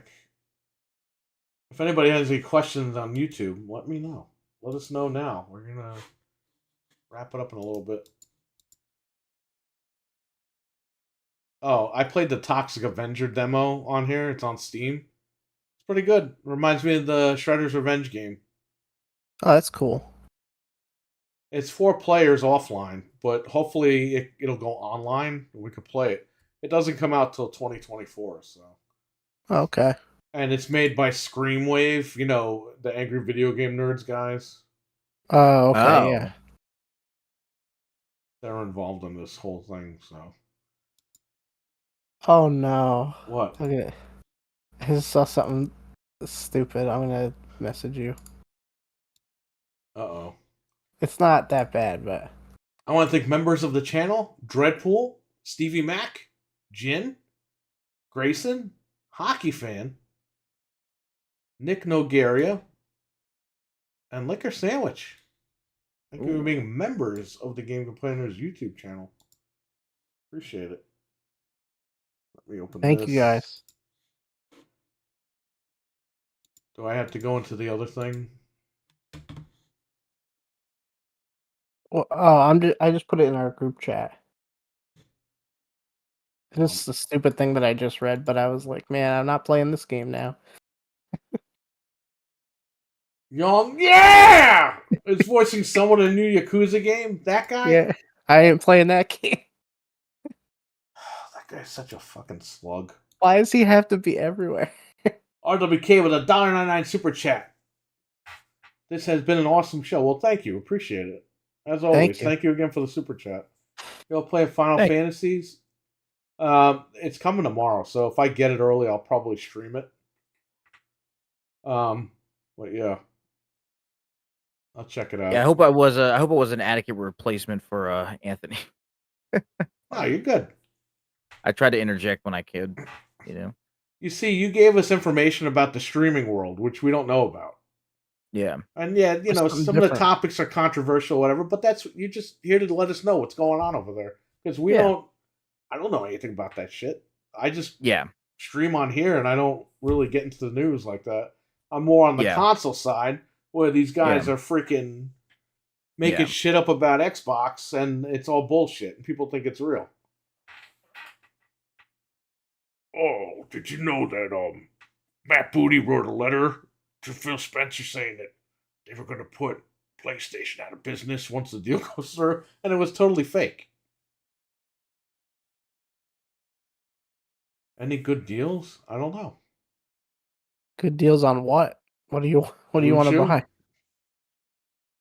Oh, I'm sure you could get that prescribed if you really need it. Yeah. Who was that? He played on a soundboard here. Yeah. Okay, calm down. Yeah. I was just fucking with my mixer real quick. So listen, I got to get a mixer at some point because I have the Elgato thing, but I got to hook it up on this computer. I was watching Steve Wilkos the other day on here, and the guy took a lie detector, and Steve Wilkos is reading a paper. He's like, "You tried to lie in your lie detector," and it says the guy was squeezing his ass the whole time. And he goes, "Now you can take your butt and squeeze it. Get off my stage." Jesus Christ. So I'm going to clip that and put it on here. I watched that one that you posted. Oh, okay. Yeah, I saw that. Yeah. Because she looked like the Pink Ranger, that lady. If you need a recommendation for a mixer, I can give you some recommendations. I know some decent ones I bought that are not. crappy like $70 one, but comes with like a gimpy microphone. Then I tried to plug this microphone into it, and it just didn't work out right. It's horrible. But yeah, let me know what you got, and I'll check it out. Okay, yeah, because the one I have is really good. But I'll let you know off air, or whatever. But it might be the one you're talking about. Well, yeah, because didn't I comment or something like, "Hey, I got that one last week" or something? It might be, but mine's been working good. I don't know if it's a different model or something, but mine's been working fine. You know what it is? Because this is a USB mic. Oh, okay. See, yeah. I tried to like do a MacGyver type shit where putting the jack into it and then and it worked, but it didn't work as good. And the funny part is, I have a partnership with them now. Like I have a code. Oh, nice. I have a code. Yeah. But they make good stuff. They make good products. I like it. I like the board. It's just I haven't had it hooked up because of this whole thing. Yeah. But I got to get another microphone, a better one than the one they give you. The big one streamers get is the Go XLR. Do not spend money on the Go XLR. It's a bit overpriced, in my opinion. There's other options out there. Doesn't Anthony have the Shure microphone?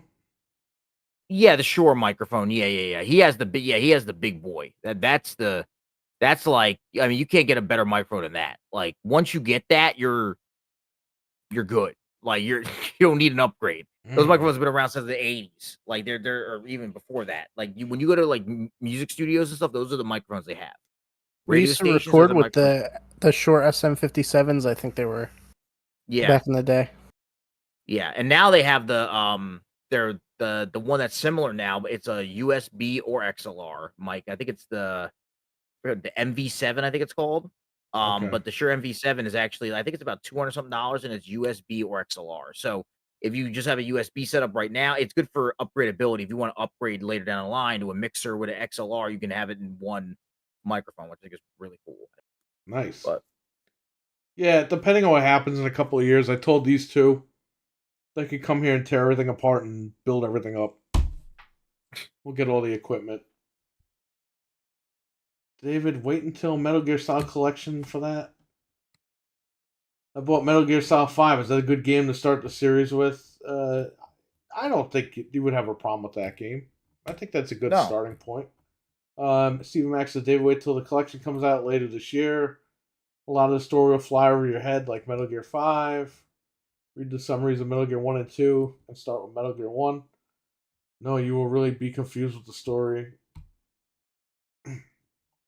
Well, he only spent $5, I think, because Metal Gear 5 is always $5. So that's like the only one I've really played. Plays an hour waits, I think he'll be okay. What?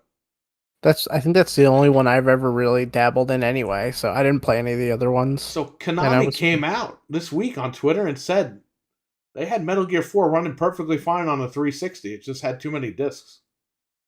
Yep. I think it was like 4 discs or something. Which other games have shipped like that, but they didn't want to do it, I guess.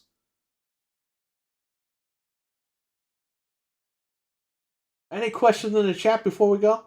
Don't forget, even though it was crappy last year, Prime Day is July 11th and 12th. No, come on, enough. So if you need, like, it's good for, you got Prime Day, you got 85 Nintendo games coming out. Like, what else is happening? Well, it's good for, run-of-the-mill stuff, like phone chargers and stuff. I can get a USB cord for like $2. Yeah, stuff like that. That's when you grab all that stuff. I'll get I need an extra. I need 90 more HDMI cables. I don't have enough. I need more. You know what I'm really pissed about? USB cables, because then they got regular USB-C, then they got fast charging. It's like, can you just make one? Make one. Yeah. Make like 100-watt cable, and that should just be the only cable, okay? And same thing with HDMI. Oh, 2.1 but 30. Oh, 4K but 30. Oh, 4K but 60. Oh, 8K 120. It's like, can you stop? Just make a good one and just release it. That's why when you find something good that works for you, I always save it, because I'm like, all right, if I need this, I know that you tested it already. It'll work. The Shure SM7B is $400. I see it everywhere. That might be the one that Anthony has. Yes, that is the one Anthony has. One day. You gotta buy like a Chinese bootleg version of that and switch it on him. This way he goes to go live, doesn't work, and then he buys another one. Oh my god. And you got one for free. What the hell? Oh, What happened to my mic? Jesus. I think I had a question for you real quick, Yeah. Harry, because you might know. What is because right now, like I have three monitors set up. I have a 3 monitor setup. So I have like 3 monitors. My main one is HP, I forget the model number, but it's 144 hertz, 1080p. It's good enough for me. I'm only streaming at 1080p and gaming at 1080p. I don't have a Yeah. fucking big ass rig to fucking do anything higher than that. Um, but I kind of I might want to like upgrade a tad bit. But I didn't know, like, do you have any gaming monitor recommendations if you know about? I don't know. I know you don't PC game at all, but I don't know if you had any Oh, I play a lot of monitor. games on PC now. I'm playing a lot of games on Okay. PC because the consoles can't handle it anymore. Yeah. Like Starfield, I'm playing right on here. I'm my old Threadripper, the 1950X. But I got my Core i9 that I'm on here right now with. That's got a 3080 in it. Okay. Here's the thing. I use the TV. I don't use a monitor. Okay. Got you. I like, I'm in the minority. I like glossy monitors, and people hate that shit. Oh, okay. Got you. Got you. So here's what I would recommend. And I use this for my gaming monitor at the shop. I got the LG C2 43 inch. Or, yeah, it's a 43-inch monitor. Oh, wow. I'll tell you, man, it's fucking awesome. And it does everything for you. They cost a couple of bones, but Yeah. for me, that's like the best monitor you can buy. But Yeah, I was looking at some LG. They have their Ultra Gear lineup. I think that might be one of the ones in their lineup, but that's like for like their bigger and gaming ones or whatever. But they have some good stuff. But I'll have to, because I don't know how big I want to get, because I do have limited space. But it's like the thing is, I that don't one know. is it's 43 because it's a TV, but it was made for like PC gamers that Gotcha. want it, but they Yeah. don't want like a 50-inch TV. Yeah. I'll look into that though for sure. There was a Samsung one that Carlos in the chat room had. Best Buy had. It was like $600. It was like let me see if I can find it real quick. Samsung does make an OLED monitor too, but it's expensive. Yeah, but he might not need that. Let me see. I have two 27-inch Samsungs that do 1080p 240 hertz. Those go on sale for like 200 and something bucks from 400 a piece. Okay, that's when I grabbed them. He uses the G5 Odyssey. It's actually on sale now for $249. Or he's got the G7 Odyssey, which is $599. It's 4K IPS FreeSync Pro and G-Sync compatible. Gaming monitor black. I think he said he used a G5, but I don't remember if it was the 5 or the 7. Oh, I Gotcha. see it. Yeah, this one is 1440p, the G5. Response time 1 millisecond. That's the main thing, because especially with like competitive games, it's like you want that low millisecond response time. I'll send you this right now. Gotcha. Appreciate that. Thank you.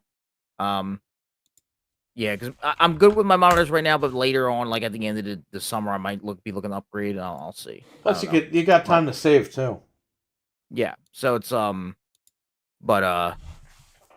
but yeah, it's but I have an HP one that's like really good. I only got the HP one because it was what Best Buy had when I was building my computer. I was like, fuck it, I'll get it. And it's been really good. Right. I forget the model number, but then my other 2 monitors, one is which we talked about earlier, an Asus monitor, which has been fine. It's just for my I just use it for like chat, like when I have a stream up and stuff like that. It's just like for that.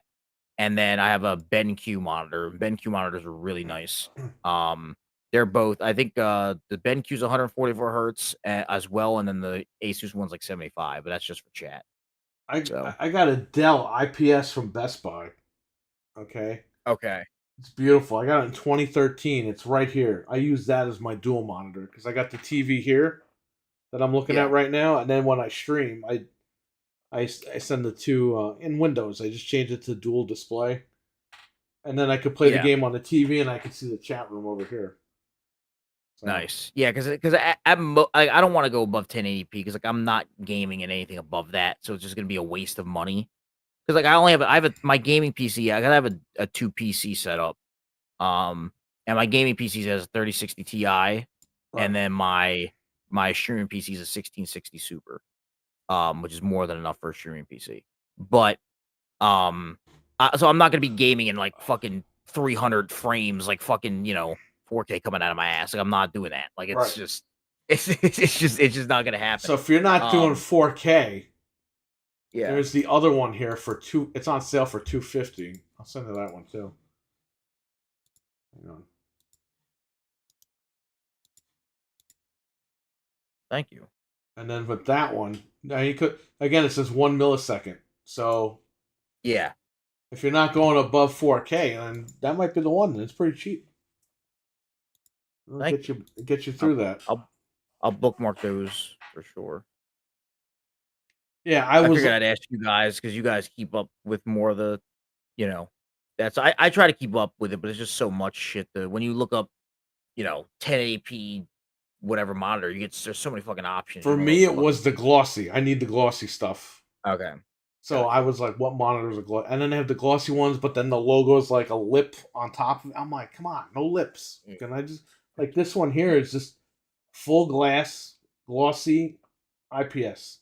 No lips, nothing. Nice. They make them like thin with lips and everything. It's freaking crazy. So I was like looking at monitors and I'm like, I don't like the way these things look. So then LG had the 43C2. I looked at it at Micro Center. I was like, that's the fucking monitor TV I'm going to get when I go back to work. And I got it. I got it off Best Buy over here. It went on sale. One is Code Veronica. I don't know. 2028. I'm calling it right now. Wish in one hand and take a dump in the other and see which one fills up first. I don't know. It's from Bad Santa. Code Veronica. I hope it never comes out, just so people shut up. Every time Anthony screams, Anthony, when is Code Veronica? It's like, who cares? Yeah. 2035 says Alchemist. 2035.